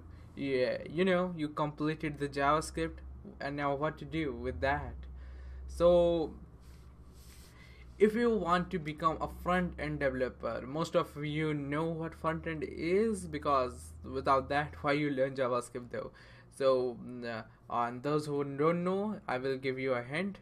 The JavaScript usually used in a browser. So, and every website you see are a front-end website.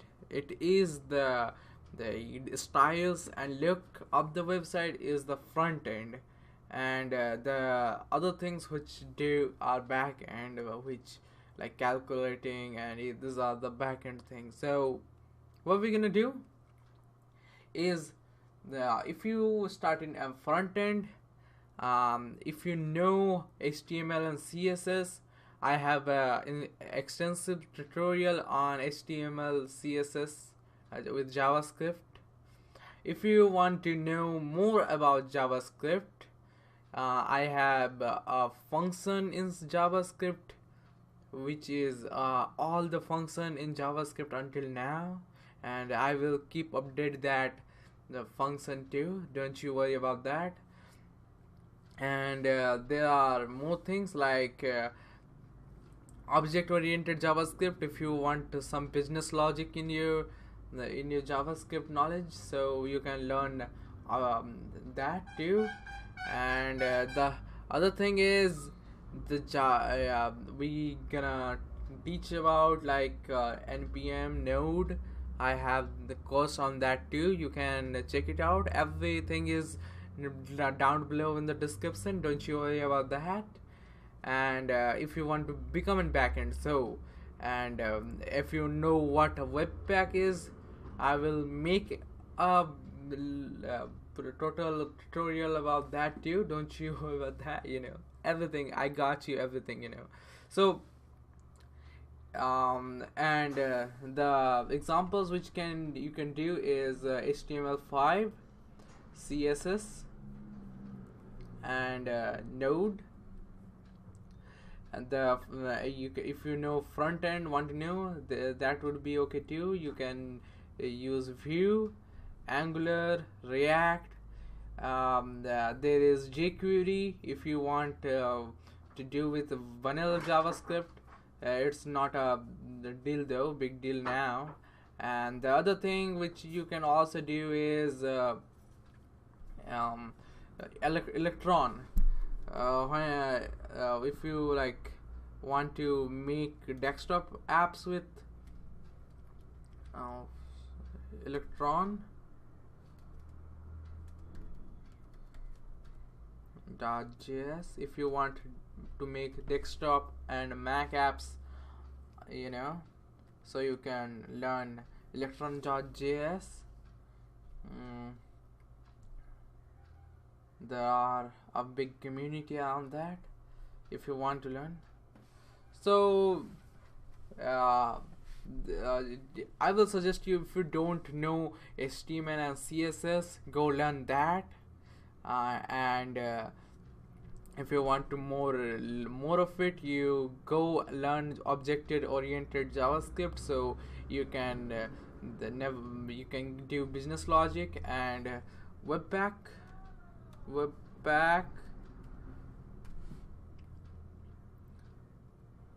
and just if you want to do like webpack, I have a tutorial about that too, so if you want to do anything, just do that. And that's it for today's video, guys. See you guys in a next, no, this is the last lecture though, so see you guys.